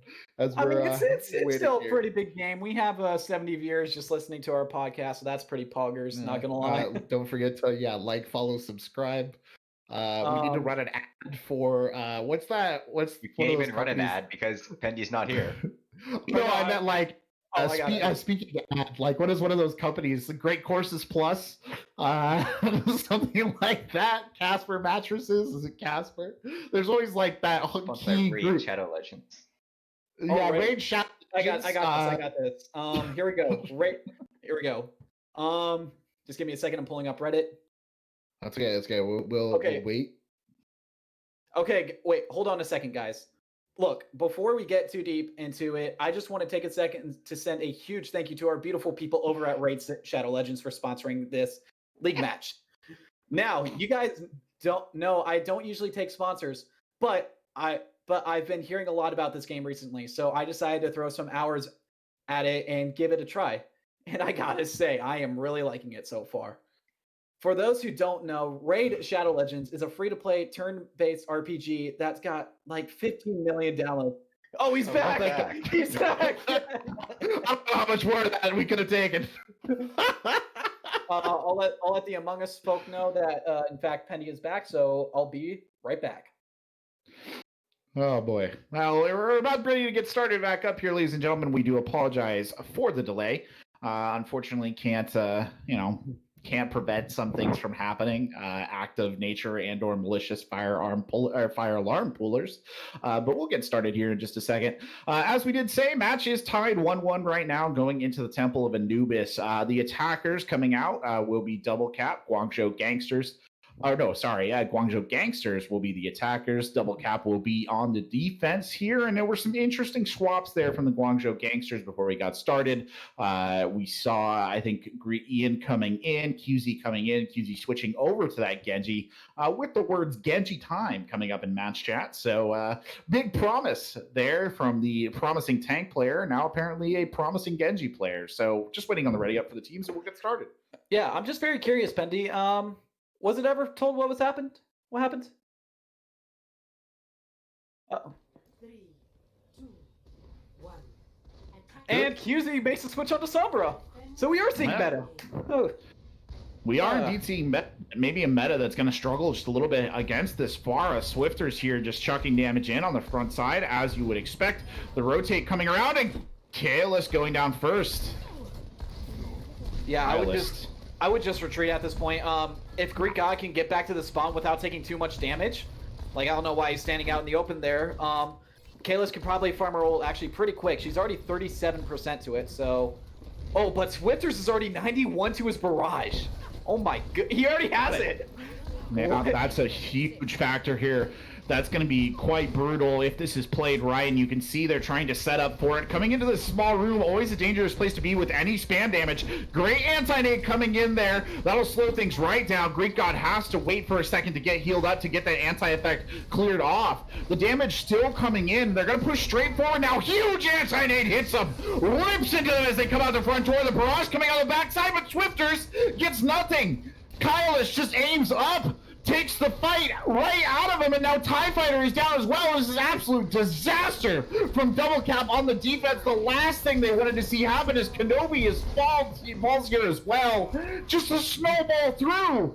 What happened, Corbs? They looked like they were in such position. Well, what happened there, they weren't clumped up enough for Swifter's barrage, and that really, like, as soon as they saw the barrage go off, they literally went into cover, so... Kailash was able just to expose Swifters for not having a support there and just kill him right off the bat. Wow, that is disappointing. Swifters denied the big barrage. Now the rotate coming in through the side passage here, pushing on. Tyler waiting for them there with Tickle Cannon in hand, so he'll get a little bit of damage in on the initial blush. The shots coming in over the top there from Swifters. Swifters looking for maybe a little bit of a redemption arc. The dive coming in on the backside there. The EMP coming in from QZ gets 4. The Primal is forced out here early on, just being juggled on the backliners by Greek God as BX gets on the action as well. A nano primal monkey. That'll bring the sound barrier coming out there to counter. Pineapple just trying to keep the team alive, keep the team contesting. Tyler doing a spectacular job of zoning out there with the primal. Will get the pick on. The Reaper comes back in. Now the tanks starting to reform here. Double Cap just trying to get their feet. They were reeling there for a second, but they managed to find some ground and they will hold on, but they've lost a tick here, Corbs, and that does have to sting just a little bit. Yeah, so I'm very surprised that Guangzhou Gangsters did take that fight. Granted, they did get a tick out of it, and but they didn't really have the ults necessary to counteract Double Cap's ult. So that really threw him for surprise. And look at this, Swifters has already had another barrage, so he's been doing so much damage on this Pharah, and this is gonna absolutely be their win condition. So he has to wait for a perfect opportunity for Ian to waste his Matrix, and boom, he's going to go in. But he gets hacked, so that's gotta wait for a little bit. Swifters hacked there, looking for that barrage, caught in the back line under serious pressure, has not had the opportunity to get in, gets Pineapple and BX, he doesn't even need the barrage on the backside, as Tyler jumps in on the front line and takes out Greek God, and that attack over before it even really got started. Yeah, I mean, they were able to save so many ultimates that it's like, oh, QZ gets hacked there at the end. It might be a nice stagger. No, but he's playing perfectly in cover, so... Woo, very, very close. That would have been detrimental if you were Guangzhou Gangsters. So, But they're chin chin chin. yeah, so what I would do if I were Guangzhou Gangsters is I would force out ults on the side of double cap. This is actually a great rotation by the side of Guangzhou Gangsters. They will be coming out to that mini room, and Farah's already coming behind him, so let's just see what Swifters does. Swifters nanoed over top. Barrage damage eaten again. Another dud. Coming out here is BX. Let's rip with the Death Blossom. The EMP follows up a half a second too late, but the kills are starting to mount up. Swifters and TIE Fighters mech, both casualties of that initial push. TIE Fighter themselves going down, but Matson striking back, just trying to keep the team in it. EMP bomb comes out as well. Soundbarrier in. Grimace taken out. The fight boiling around the point. They're still holding on, though. They're still in this, though. Tyler used the primal there just to stay alive. A Bastion coming in. There's an angry Greek God on that Bastion. TIE Fighter drops the ball on point. Takes out Greek God. Swifters taken out of the action. The fight's still going. No ending this. BX struggling, and there, finally, the bitter end is a staggered D.Va. Oh, this is gonna be painful for Ian. Why? Oh, I was gonna say let him bring mech so that way he can get even more ult charge. But yeah, Greek God makes the switch onto the Reinhardt, and Kuzi makes the switch onto the McCree. So, and it looks like he does make the switch from the Zarya to the D.Va again. So he lost some of the ult charge. The only ult that they will be having is Coalescence, which is pretty much an ability at this point if you count it out. Greek God is a little bit in front of his team, so he needs to watch out for that. Oh, and he gets antied, so a bit of a delay on this one.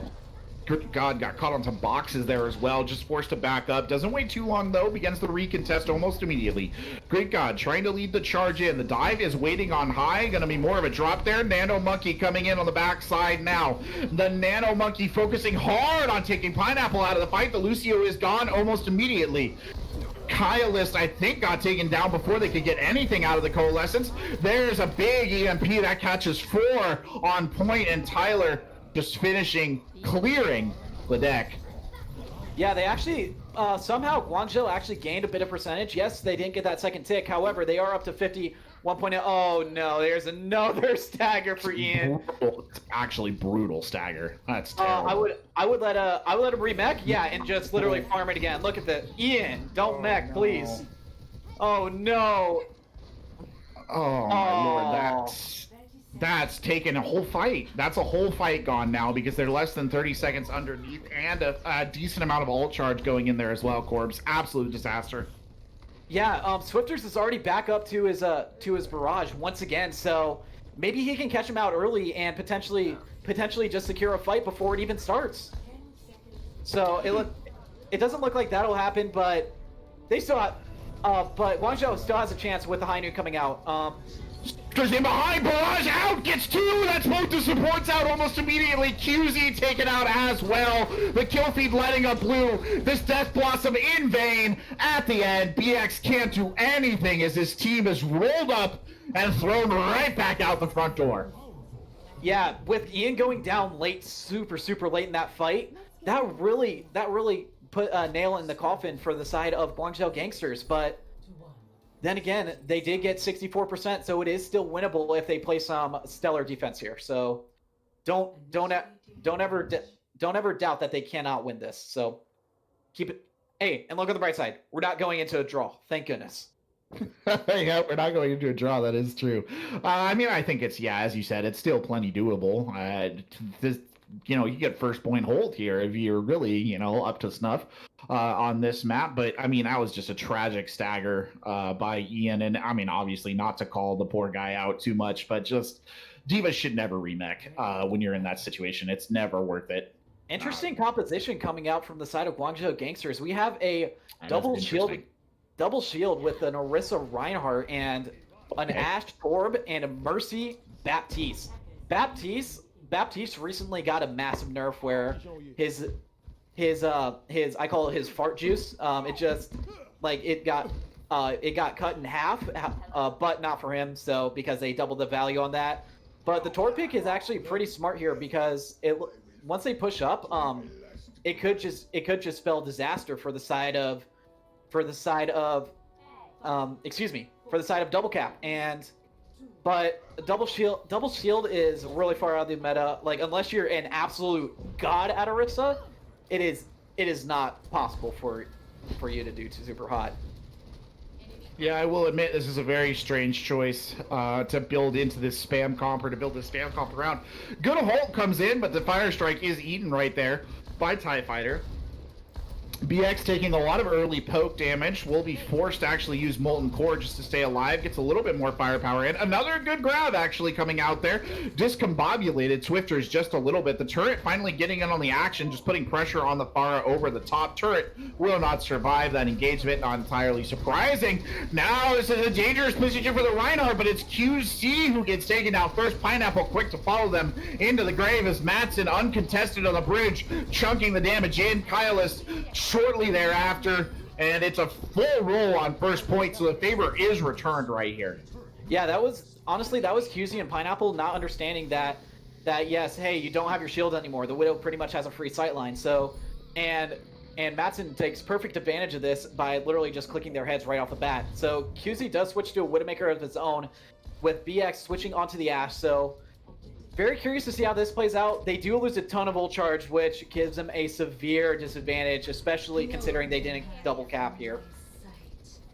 Well, QZ hunting for a target, can't quite find one that they like there in the backside. The rotate coming around. Swifters actually playing this really close to the team, kind of boxing themselves into this room on the side of the point. The double shield's pushing forward here. Another good grab. They're pulling up some targets. Ian is getting great value out of those grabs, but really the team not able to follow up. Great eats coming in on the side of the D.Va player there. TIE Fighter just suppressing it. The Valkyrie coming out now. That should allow Grimace to usher the team through the front door. Good dynamite there. Point blank catches them out. And again, Swifter's probably not deriving the most value here, but is creating a sightline for Mattson, who's playing middle to BX. Oh, great pick there for the Ashe. Wins the duel. But now Banana Boosted Swifters is up over the middle. He's got 2. BX takes him out, but not before he does some serious damage. The res Swifters back in. Ian under tons of pressure, booped out of the way by TIE Fighter's mech. Pineapple goes down, and that really should seal it. There's not going to be a contest in time. No! Kylus gets on. Bomb comes up over the top. Greek God is taken out. There's still a contest. Kyle is holding on here by the absolute fingernails. The ball does come back in, but they're knocked off points. And it's a solid win for Double Cap. I'd say the DPS switching really did hinder Guangzhou's Gangsters really just win the ult fight in the end. Like, yeah, sure. Like, it was a smarter switch, maybe switch on the double hit scan if you're getting really shut down by that Pharah, but like, your ult economy is everything, especially when you're holding this final point. Yeah, you know, that's a little unfortunate. Beautiful, I mean, great shots, to be honest, but he should probably just gone for the double tap there. But of course, it's easy to armchair DPS, as it were. I was gonna say though, Corbs, I agree with you 100%. I think part of the problem that kind of messed them up right there is that Swifters did not play that like a lot of Pharahs play that point. Instead of kind of coming from one of the more open space angles, did a really good job there of actually playing that room to the side of the point, using the cover, just putting in the pressure until the play was there to be available. So actually really solid discipline on the side of a Pharah players. I know a lot of DPS who would probably kind of chafe on the ability to not take off angles there. So interesting. They are putting QZ back in on tank, which is what he is well known for, and they are putting Clue back in. I have the question: why'd you bench him in the first place? Because Clue was looking phenomenal on that Junkrat, and Junkrat on Temple of Anubis is like one of Junk's strongest maps. So that was a highly questionable decision by the Guangzhou Gangsters coaching staff, but DC not making any changes. They're just staying with what works. King's Row. Yeah, so it is King's Row. Pretty much everyone's favorite hybrid map, let's be honest. Everyone plays it. Everyone's going to instant lock the Rhine Zarya unless you're like, oh, look Weird. at this, let's do an AC 130. But yeah. Yeah, I agree with you. I mean, yeah, you know, it was kind of a risk it no risk it, no biscuit play. I think with QZ there on the DPS, I think maybe they thought that Genji might get him a little bit more value than it really did when push came to shove. A questionable decision, and one that maybe they'll look back on at the other side of King's Row and regret. But I don't know. We'll see. King's Row. And then it great also map. looks like Chloric Acid will be coming in for Pineapple, Oh. so they will be subbing out their captain, which is very, very interesting to see here. That is interesting. So another swap, a lot of swaps from the Guangzhou Gangsters. When compared to Double Cap, I think we've only seen Swifters for Pingu. That was the only change they made. Meanwhile, the Guangzhou Gangsters seem to be much more into tinkering with their lineup here, Corpse. Yeah, so Guangzhou Double Cap already found out what works. Like they found out that yes, Swifters is going to be comfortable in this Pharah, especially if Guangzhou Gangsters doesn't really have a hit scan to shut him down, and they're literally just spamming Farbercy in front of Guangzhou Gangsters' faces, and they're just saying, "Hey, if you can't beat us, join us. Why not?" So great decision making on the side of Double Cap. Guangzhou Gangsters, they're still not out of it. I mean, it's 2-1 right now, so if they win a map, we could be going to a map 5, which will actually be super exciting to see because Guangzhou Gangsters was just expected to get blown out by Double Cap. If you guys did watch the countdown earlier today, so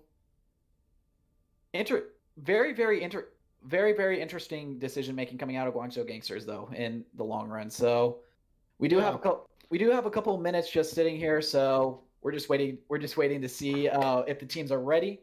So another thing I think worthy of note here, Corbs, is that the way that Double Cap have been playing, so this Widowmaker Pharah combo lends itself perfectly fine to King's Row, right? It works perfectly well there. The other thing that it does is it curtails Clue's ability to play Junkrat. I mean, the natural predator of the Junkrat in the wild is, to no small degree, the Pharah, right? Is very good at hunting down Junkrats, eliminating the threat of a Junkrat. And you got to wonder, is Clue going to kind of be backed into a corner here on choices? Does he still, or do they still come out on the Junkrat, or do they come out on something that we haven't really seen? I mean, we saw just a brief glimpse, I think, on Rialto of their Pharah play, and in those encounters, it felt like Swifters was definitely the one who was getting the better of the two, sort of the aerial duels, and sort of the better of the value of the two of them. Yeah, so if you look at Swifters, especially on that first point defense, Swifters immediately picks off Caius, and he's farmed so much like up his barrage that he pretty much already had it for second fight, which is insane. But the problem is that that Guangzhou Gangsters took the attention off their backline, and that allowed Swifters to get some value with the spam. So it looks like DC is ready. Let's see what Guangzhou Gangsters says. But once again, you either pay attention to the Pharah, or you either focus on the Pharah, or you don't focus on her. You don't split your attention. Yeah. So like you can, like if you're playing against a Pharah Mercy, you're essentially playing against a 4v6 on the ground if they run the meta comp with the Somber Reaper. But I wouldn't be surprised if Guangzhou Gangsters, or excuse me, Double Cap just stick to what has worked with them in the past. So Ready for battle. interesting. Almost. It looks like they will be playing a Orion May Moira on the ground, and like a Pharah Mercy as well. But Clue is back on that Junkrat, so watch out. I wouldn't be surprised if there is a Widowmaker coming out on the side of Guangzhou Gangsters, because they are teasing that right now, especially with the, well, never mind, there's an Ashe, still a long range hit scan, but they're kind of teasing it on the side of Guangzhou Gangsters. Monkey is genuinely considered a better Ryan, especially in this meta, because Monkey has an escape cooldown that's like 6 seconds and Ryan does not. But it looks like we will be seeing a Roadhog. Oh, never mind. That Rye guy, come on, man. But it looks like we will be seeing a Mercy Pocket coming onto BX, so watch your heads if I were Swifter. Well, already through the front gate here are the Guangzhou Gangsters. No attempt to wall them off from Madsen. Madsen actually playing back with the tanks right now. Just happy to chuck in icicles down kind of the pipe here. QZ playing up to the corner, gets the bubble early on, but it's Swifters. The early strike coming out from BX right there. Takes Swifters out, but Clue caught looking in the lobby of the Alderworth Hotel. The res will be forced out there, so the Junkrat will be in. QZ fighting on the point, getting the full heal pocket there from his Moira, but QZ is slammed in the wall. Kenobi goes down, Clue goes down. A rapid exchange of kills, and at the end of the day, Tyler and TIE Fighter, the double T's, still holding the point. Yeah, so that was actually phenomenal. The problem with playing Orion without a Lucio is that your rotations are going to be super slow, and now that they have the Lucio on the side of Guangzhou, they can start playing, or no, not Guangzhou, but Double Cap, they can start playing this a lot quicker. But they are sticking onto that Mercy. There comes a Shatter just getting blocked, though. Dueling Coalescence is across the point. It'll be Tyler who drops first. QZ still up on the point. That's a tick in here. No contest coming out because the mech from TIE Fighter is lost. Right there on the tail end of the Coalescence. The tire coming out on the front side now by Clue. And Clue gets a pick. Now Swifters coming in on that Reaper, just trying to hold off. Kenobi's still here. Grimace here as well. The two supports dancing around the point. Kenobi somehow still in this one, but finally will fall. And that'll be a first point cap. And you gotta say, Double Cap maybe botched that defense just a little bit there, Corbs. It feels that way. Yeah, so they did play a little bit too aggressive. They didn't want to give up a tick on point, but that really did cost them in the end. Like, I would have given up one tick and then re-engage once you had pretty much full cooldowns and you're close and you're coming closer to your support ults, but that really didn't provide any value. But do keep in mind they are off the Pharmacy in favor of a Mei. Oh, that is a fat shatter. What a fat shatter on the front side. And the team is quick to capitalize on the situation QZ set up for them. Poor TIE Fighter trapped in a trap, couldn't do anything but watch as the team was just massacred around them. Absolute slaughter. What a play there by the Reinhardt.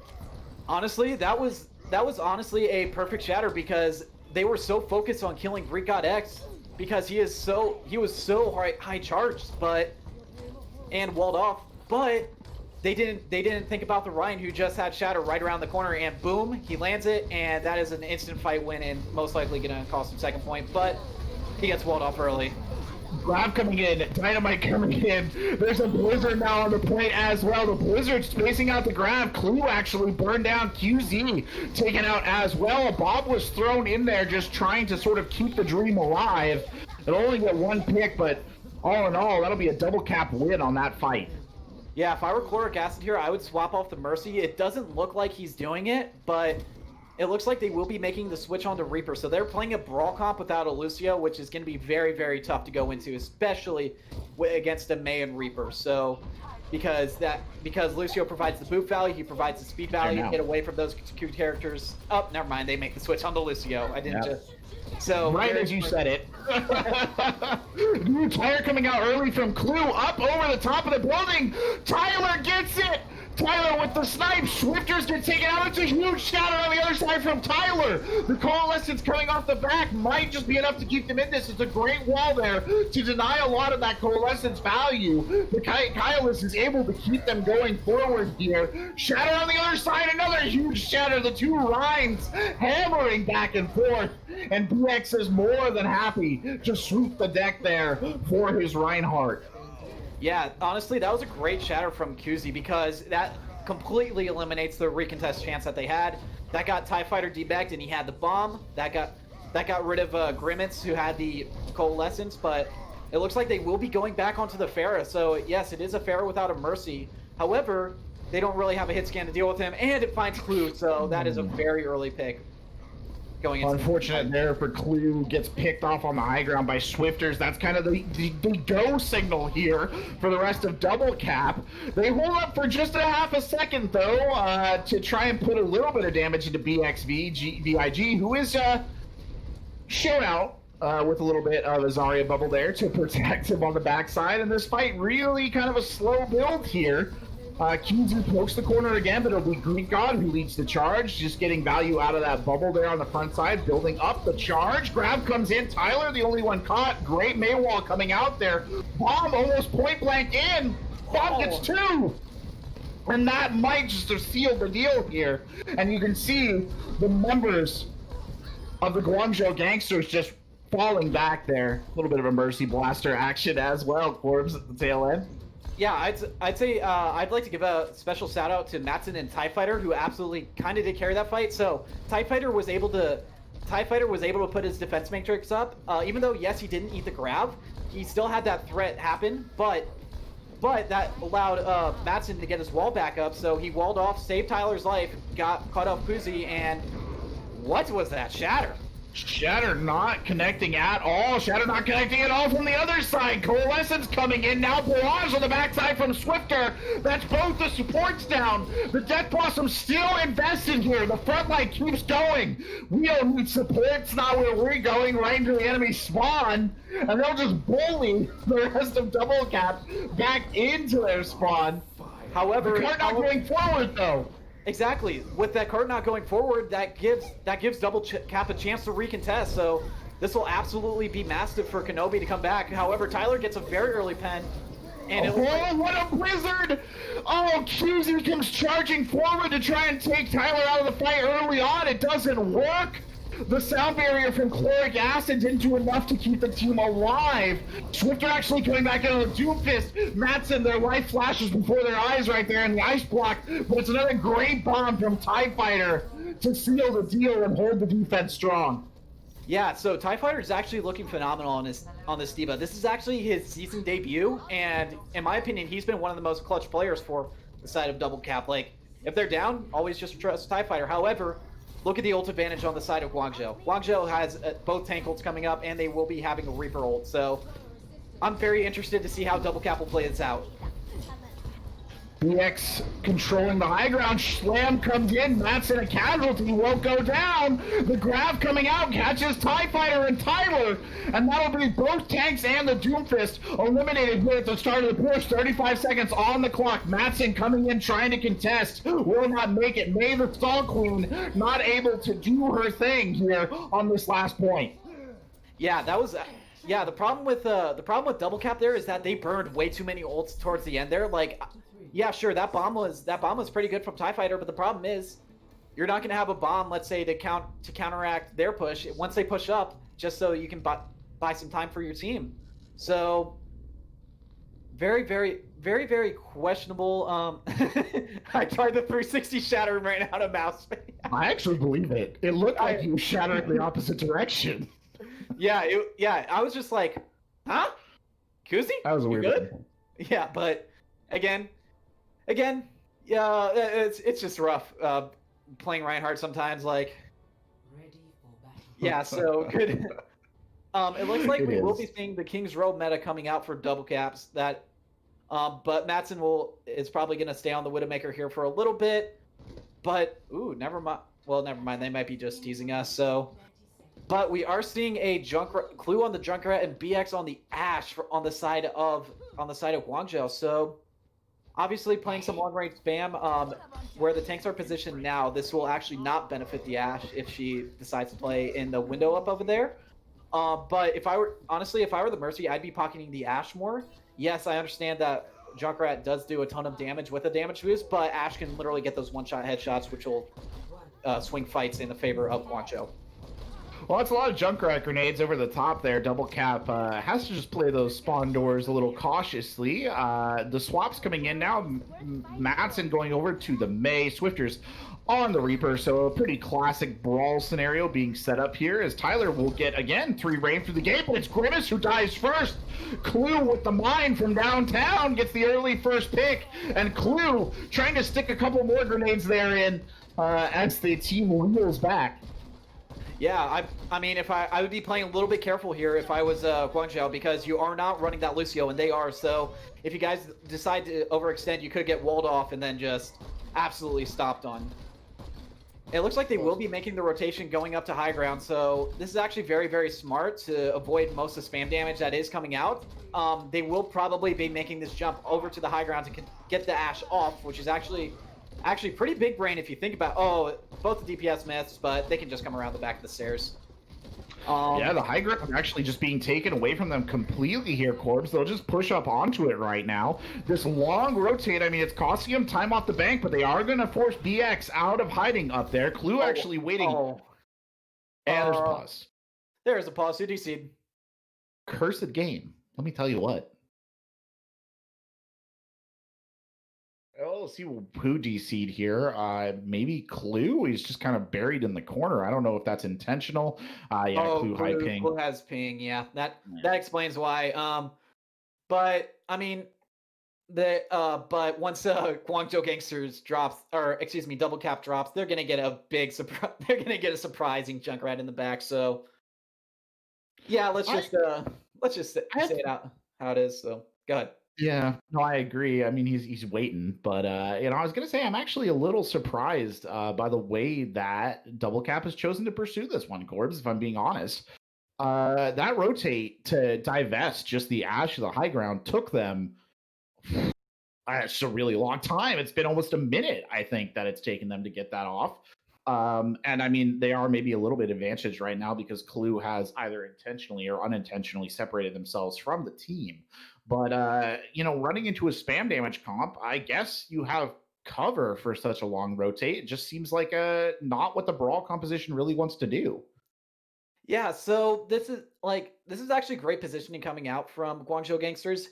Like, you have that pick potential from the back with the Junkrat. Sure, he might be going down, but they are rotated to play around the pillar. However, you don't see any Sureforce strats, unfortunately. That would be actually pretty sweet. No great debate. No great debate. So let's see if DC is ready to get a nade and a mine to their back. So it looks like they are. That live, actually. That was quite a thing. But anyway, we'll watch this one go down. Clue comes charging out of the corner, gets the bubble in midair to just stay alive. The fight going on to the point, but it's QZ caught out, frozen and brought down. TIE Fighter getting in on the action as well. Those twin ion engines screaming right there for a second, and Clue dives in onto the point, tries to contest, and almost immediately is thrown back out the front door like he's way too drunk at a nightclub. And then Chloric Acid drifts in for the final touch as well, but a great recontest there off the back of the pause and a great cap here for Double Cap. Yes, even though they did take a very, very long time to take that point, they still capped it, and pretty much your goal on that first point is to just straight up cap it, I guess you could say. However, they will be coming into a plethora of ults with Clue coming up on his tire and QZ coming up on that shatter. Greek God is decently close to that grab, might be able to get it by next fight, but I wouldn't bank on it. Kyla's pretty much getting her third ability with the Coalescence, so yeah, they don't know though. Swifters is back here on the backside, and Clue gets out of the way now. Swifter comes forward as he gets caught in the trap. The tire from Clue somewhere on the map. Don't really know what happened to it. Might have detonated it way too early. The shatter coming in there gets no value. The wall is up from Madsen, but there's no pressure onto it. Really just forced to get up ground is Double Cap. The Blizzard comes out, the sound barrier is in to counteract the grab, and it's TIE Fighter and Madsen who get the kills. That's a little bit of a disastrous play there. Greek God, I think, probably wanted far more out of that grab. It is not to be, as BX teleports out and just tries to get to safety, but the pursuit is on. Yeah, you pretty much have a free grab here with TIE Fighter, unless Clue can, or any DPS for that matter, can pick him off, but it doesn't look like they will be able to recontest if TIE Fighter is able to grab the corner here, but yeah, it looks like they are going to try and recontest. Let's see if TIE Fighter just grabs him early, and yeah, just captures second point. TIE Fighter grabs early. The Shatter coming in, the Coalescence on the other side. The Coalescence forcing the back here. Grimace just putting on the pressure. Greek God is caught out and brought down. On the high ground is BX. BX drops in, exchanges a couple of blasts, and then falls back with the rest of the team. The wall coming in from Madsen, but the aggression now only just starting to slow down here for the attackers. Double Cap not giving their opponents any room to breathe on this push. 4 minutes minutes in the time bank, but from the way they're playing it, you wouldn't know it. Tyler now in the lead, QZ pushing forward to engage. The Coalescence coming out on the other side now. Kyle is just trying to give them a little bit of room to play with. Good shatter there, can't just QZ out, but the sound barrier will come in from chloric acid to keep them in this fight. The tire from Clue again, no value off the back of the tire, but Tyler will go down anyway, and that should signal an end to this fight. Yeah, they burned a lot of ultimates there. The ultimate, oh, that was almost a double cap. But yeah, Switcher just falls off the map. Switcher falls off the map, pretty much confirming his death confirming that yes, he just got Death Blossom. However, Q's is already 93 back up to his Shatter, so he could be getting that. That could just straight up shut down the point. But look at all those ultimates coming out from the side of double cap. They could cap this right here and now. Oh, Grimace. Ooh, big pick though. Takes Grimace out early on. Clue coming off the top one. Nearly said Climus there. Not the correct name. Clue there on that Junkrat coming in big. The tires might not be there, but the big pick there to start things off. And that will allow the defense to reset a little bit here, actually, Corbs. Exactly. Look at that. Greek God already has another grab up, and Clue just got another tire. So they did spot him out, though, but they're going to be running into 5 ults on the side of double cap. So GLHF, boys. There it is. Okay, third time's the charm. TIE Fighter gets taken out there by the tire. QZ follows up, and QZ's off the edge of the map. Oh, goodbye, Reinhardt. You don't actually see Reinhardt's getting environmental killed that often these days, but goodbye.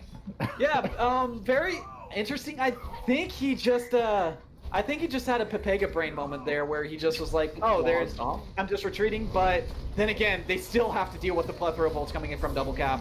So here comes, oh, what a shatter! Good shatter! Cancels the Coalescence! BX is there with the Death Blossom, but Swifter's on the other side! The Blizzard is big in as well! Matson, though, the only contender left on the end of that Bloodbath on the side of Double Cap will get burned down, and they hold again. But all that action, Corbs, and still 2 minutes left on the clock! Yeah, like, what an absolutely phenomenal hold coming out from Guangzhou Gangsters. Granted, the only ult they have now is the beat, but they still have a shatter, which is easily counterable with Ryan Shield, and they also have but Kenobi also has a beat of his own, so they can play aggressive here because they know that they do not have any impactful ults on the side of them. Oh, but Tyler, it's too late for Tyler. The wall does come up. QZ in a dangerous position. Rotates back around and will survive. But losing the main tank that early on, Corbs, I think really signaled the end of that attack before it could even get off the ground. And that buys so much time for Guangzhou Gangsters to build up their ults. Look at this. Clue's at another tire once again. And Chloric Acid finally built up his beat.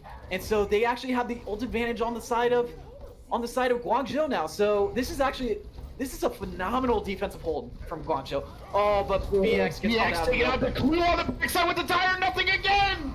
Oh no, Tyler somehow still goes down though. QZ stepping up into the gap there and making up for the botched tire, but now QZ is taking out of the action. Swifter charging forward on the Reaper straight into the gut. Kylist, the latest victim of the Madman with the shotguns there on the front side, and now the cart starts to come forward. Clue drops in for about half a second before he's pushed off the high ground and taken out by TIE Fighter. The barrier is invested by Chloric Acid. The fight will keep going. Tyler tries to shatter, gets nothing. Oh, no. QZ gets 3. QZ pushes forward, and that might just signal a win. Yeah, that was perfect defense coming out from Guangzhou. Like, they were able to kite ults out from the side of double cap, and we are going to map 5 for an expected blowout victory. This game is insane. Like, Guangzhou Gangsters have just been fighting every inch of the way, tooth and nail, not giving up on any of this, ever. Yeah, QZ as Reinhardt just really pretty much threw the team on his back here, especially with this shatter here. Look at that, is that all 6? I think that was all 6. That was a massive reversal too, actually. It's worth pointing out, Corpse. He was trapped on the side of that wall. That could have been... a lot of Reinhardts would just be dead. So what a great heads-up play there from QZ. Exactly. They were like I said earlier, they were too busy focusing on Greek God X because he was, in my opinion, the more daring threat because he did have that high charge. We are going to go to Busan for our final tiebreaker map. This is to decide all the marbles. Pretty much and this is, in my opinion, to decide who is the best team in intermediate right now. Actually, that might be going to Mob Mentality, but Guangzhou Gangsters has definitely put themselves up there as a serious title contender. They've certainly put up a good fight here. I think far better than a lot of us expected coming into this matchup. Busan, the decider, back to Koth. Now, the first Koth map, I mean, we had a number of problems with servers dying, but it was Guangzhou Gangsters who emerged victorious. It looks like Double Cap might possibly be making some switches. But Guangzhou Gangsters like, hey, this works. Leave it. Don't touch it, please. And it looks like, yes, they won't be making any swaps. Pingu is coming back in, so I'm assuming Pingu is their control point specialist. Yeah, but I would say that's fair. But I got to give props to where props is due. Clue, you've been looking phenomenal on the Junkrat. Like, even though yes, your tires may not get any picks, you are getting crucial picks, like with the Moira there to buy your team some ultimate charge time, and it's just straight up carries point. So. And also, another shout out to Clark Acid for coming in, probably bailing out his captain. So that's honestly a great swap that really gave Guangzhou Gangsters a chance. So I got it. The funny thing is, I think both Clark and Clue were like the 8th and 9th pick, or like 8th and 9th round picks in the draft, and they have both stepped up here tonight and been absolutely spectacular for the Guangzhou Gangsters, the way they've come in. Clue in particular, but I mean, Clark, credit where credit is due, as you said. She's been playing spectacularly as well, filling in for Pineapple there. Yeah, she has been looking. She's been actually looking really, really strong, especially on the main support. Like, her Mercy looked great, her Lucio looked great. She's been providing so much value with the speed boost, the beats, and just the perfect timing of the amps and to get QZ out of sticky situations with the Maywall. So honestly, give your support some love if you're a tank player in this league. Like, please, they really appreciate it. So yeah. Also, Peel. That's how you show love to a support player. Peel. let me tell you what. As a member of a team that could not peel a banana, please peel for your support, ladies and gentlemen. That's the PSA for the evening. Yeah. Also, I want to give a special shout out to a couple BX too. He's pretty much been in for the entire time. But they're subbing back in Pineapple. So interesting choice here. I want to see how this works out. Maybe Pineapple just needed a 1 map break to eat dinner or something. So let's see how this plays out for the side of Guangzhou. Imagine eating dinner. Yeah. Imagine that. Yeah, I definitely didn't sign up for a cat. Yeah, no, but no, I'm sorry. It's okay. We're in. We're Busan map 5. I mean, it's exciting stuff. You have to love when a team like an underdog team comes in and just makes a stand. I mean, that defensive setup there on Kings Row, that should not have gone the way it did. If we're being honest, I mean, the time bank differential alone. How many minutes was it? 4 minutes they burned on that last point. I mean, it's possible, but it was spectacularly played. Yeah, that was honestly some of the best Overwatch defense that I've ever seen. Like, they made a Double Cap burn 4 ults there towards the end, which really kind of sealed the deal and gave them a really strong chance at full holding this. And honestly, Clue with that pick on the Moira in the very beginning, that allowed them to get that ult, so that way they can come close to matching their ult advantage rather than just being absolutely blown out. So props to Clue, great job with that. Also, Kaiast has silently been having a great game on this Moira. She's been building up her coalescence pretty much like it's a third ability, like I've been saying, like how Moira should really be played. So, and honestly, the amount of first coalescence that she gets compared to Grimmets is actually kind of hard carrying this game for the side of Guangzhou. Yeah, I mean, I think that defense too on Kings Row even more spectacular when you consider the fact that Clue's tires were kind of falling on nothing. Just getting taken out, but still, the team managed to find the opportunities to kind of push out and get big value there. Tyler, usually the victim kind of the aggressive rush that came on the back of those tires. So that was pretty impressive of them. But I mean, setting up on Busan here, you assume Shadow Dive? I would assume Shadow Dive from both these teams. Honestly, I would assume Shadow Dive on this, on the point on downtown. That downtown is honestly great, but on this point, yes, Shadow Dive for sure, because because you want to have your tanks be playing in the middle with your Sombra and Reaper. This is going to be, I believe it's called Busan Shrine. My brain it is. I hate 2 CP Or maps. Drum. Just call it drum. Yeah, I'll just call it drum. So what you want to be doing is your goal is to try and get your tanks to contest around this turtle here, or the big drum in the center of the point, with your Reaper and Sombra potentially hacking. So it looks like we will not be seeing the Shadow Dive on the side of Guangzhou. It looks like they will be going over to their comfort picks with Clue back onto the Junkrat. Junkrat's very interesting here because it is more open space than anything. But Yeah. if you were to play the Shadow Dive perfectly, then like the Rhine would get hacked. Like sure they'd give him a Zarya bubble, but they'll just rush him down with pretty much all their cooldowns if Rhine gets hacked in the slightest. Very true, yeah. So it's really on natural cover right here for the side of Guangzhou if they really want to give it a chance against meta. Well, both teams engaging around Drum Jr. here on the left side of the map. A couple of swings there from the Hammer of QZ, trying to see Tyler out the door, and it will be Double Cap who rotate around first towards the point. They're kind of pushed off on the backside. It's Grimace who dies first. QZ finding the hammer kill onto the Moira. And that's a huge blow because Kenobi follows their support partner to the grave, and this point is getting busted wide open. Clue the only casualty, but a great first point take here from the underdogs Guangzhou. Yeah, Guangzhou. Yeah, that was honestly a very smart engagement going up to the top left, because if Double Cap decided to meet them, then they were going to be at a severe disadvantage because they would be using those escape cooldowns to really engage into that fight, where they would have a Junkrat and a Reaper in their face, and a Reinhardt who's swinging freely with a healer to back, 2 healers to back them up. So smart rotation coming onto the point, but Tyler gets trapped, and yeah, they do cap point for the side of Double Cap. Oh, Tyler throwing the primal there. It's a great shatter coming out on the other side from QZ, though. QZ tries to push forward on the back of that TIE Fighter's mech. The major casualty, TIE Fighter, follows out as well. Tyler did a great job of zoning them with the primal, but he's missing that ultimate now. Tyler does get Clue again, but it's QZ with the Fire Strike and the charge there, taking full advantage of the grab from Greek God to get those big kills and secure the point back in their favor. Yeah, so they do have both DPS ults and B on the side of Guangzhou Gangsters, but he can very easily get hacked out of it if TIE Fighter just eats it and Madsen gets the hack off. But they will be coming up on EMP Blossom on the side of Double Cap, which is a straight up fight winning combo. So Pineapple has to be very, very safe here, knowing that they do have EMP. Well, there's the tire coming out early from Clue again! Clue's tire gets stuffed in again! Tyler kills Clue!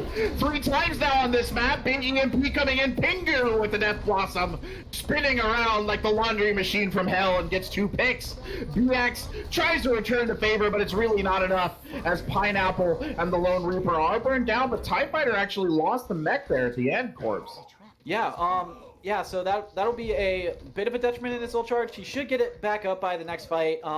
However, if I were on the side of Guangzhou Gangsters, I would recognize this opportunity and potentially push up on it, because BX does have the Blossom, which can pretty much be negated by Diva's defense matrix. So there comes a Shatter. Shatter coming out. The QZ managed to catch Kenobi, and Kenobi will go down. But on the other side, Kylus gets taken out. BX throwing in the Death Blossom, gets absolutely nothing out of it.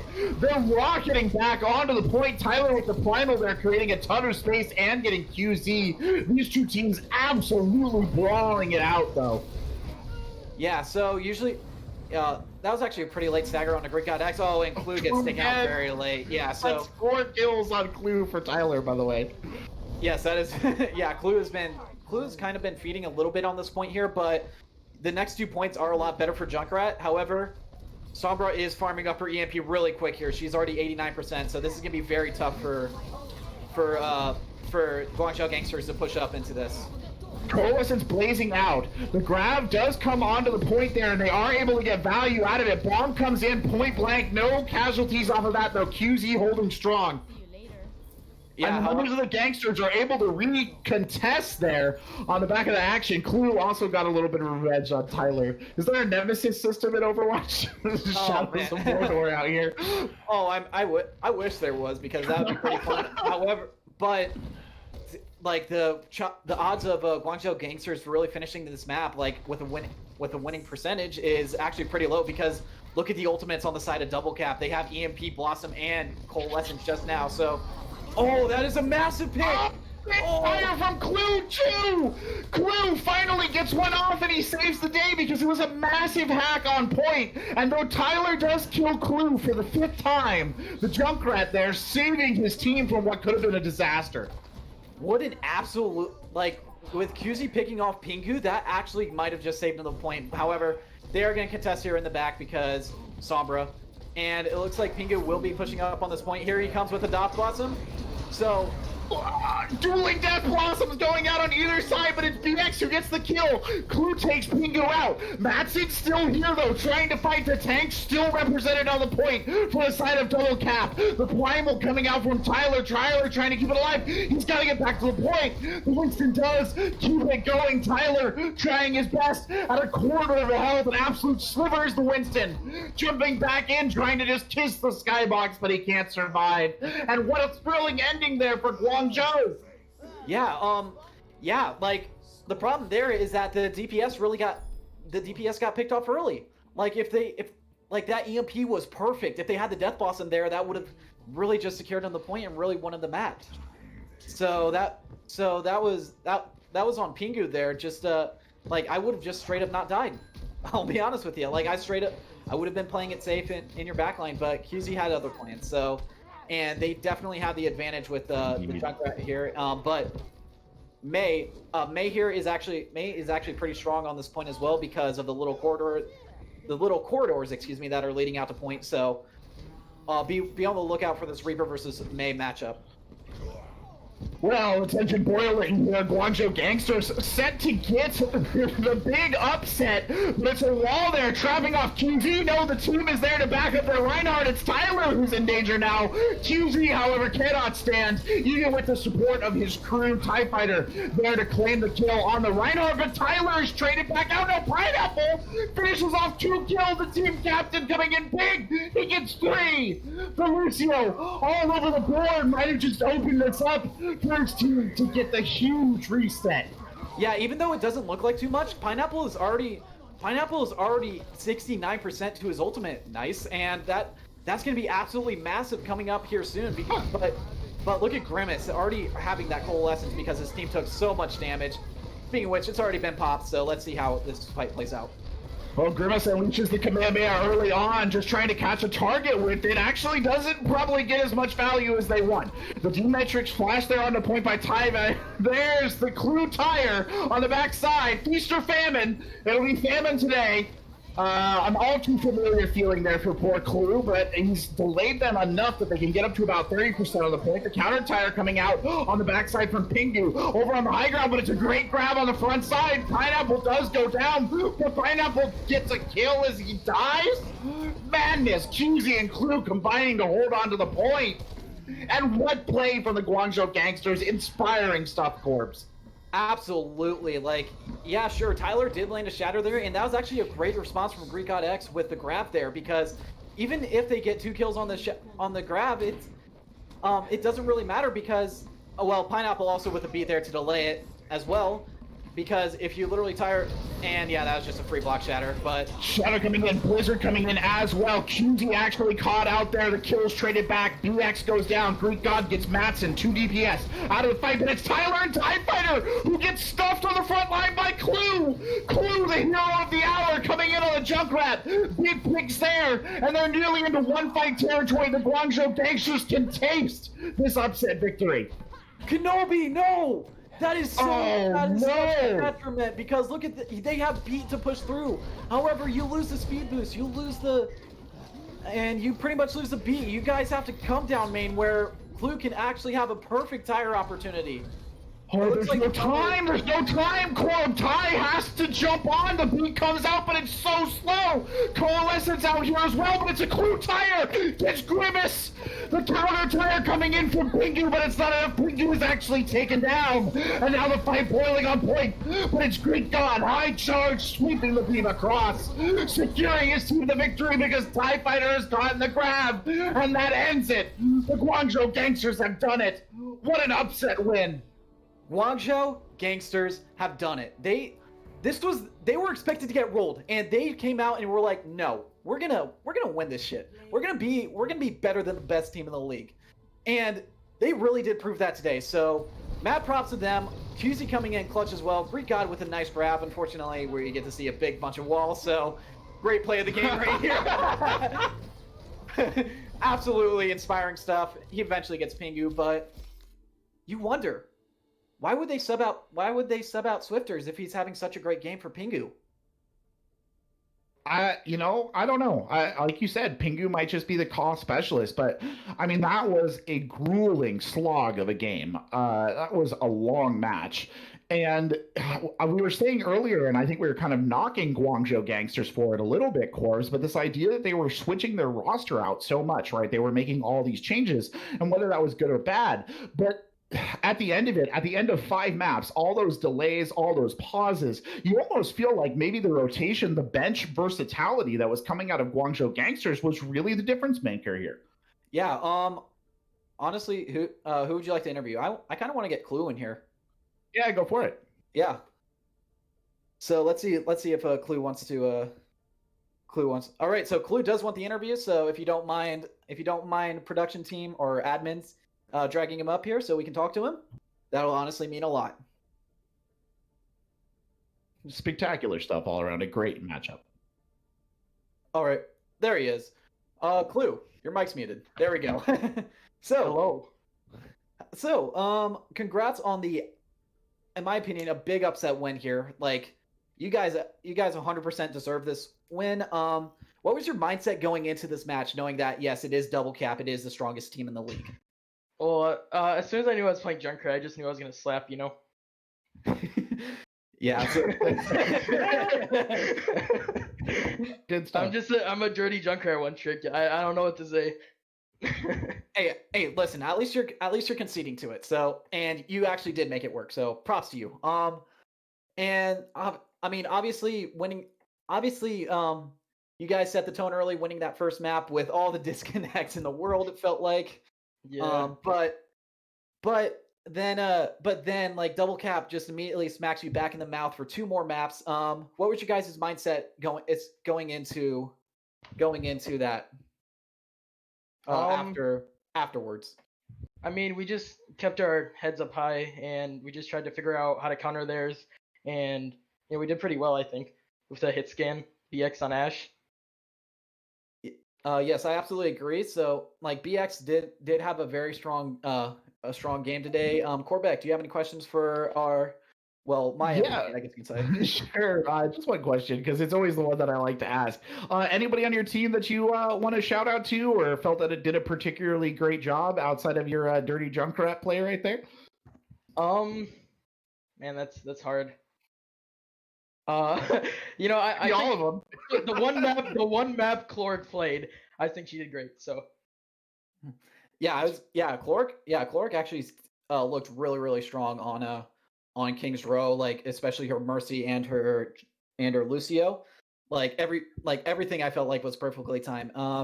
But y'all were getting some really, really clutch picks that actually helped stall it out. And this is my final question to you: pineapples on pizza, yes or no?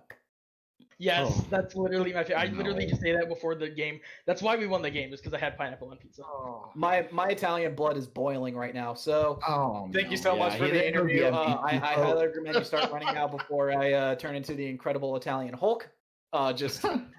So anyways, it was a pleasure interviewing you. Go celebrate this huge win with your team, man. Yep, thanks. You want to close it out, Corbett?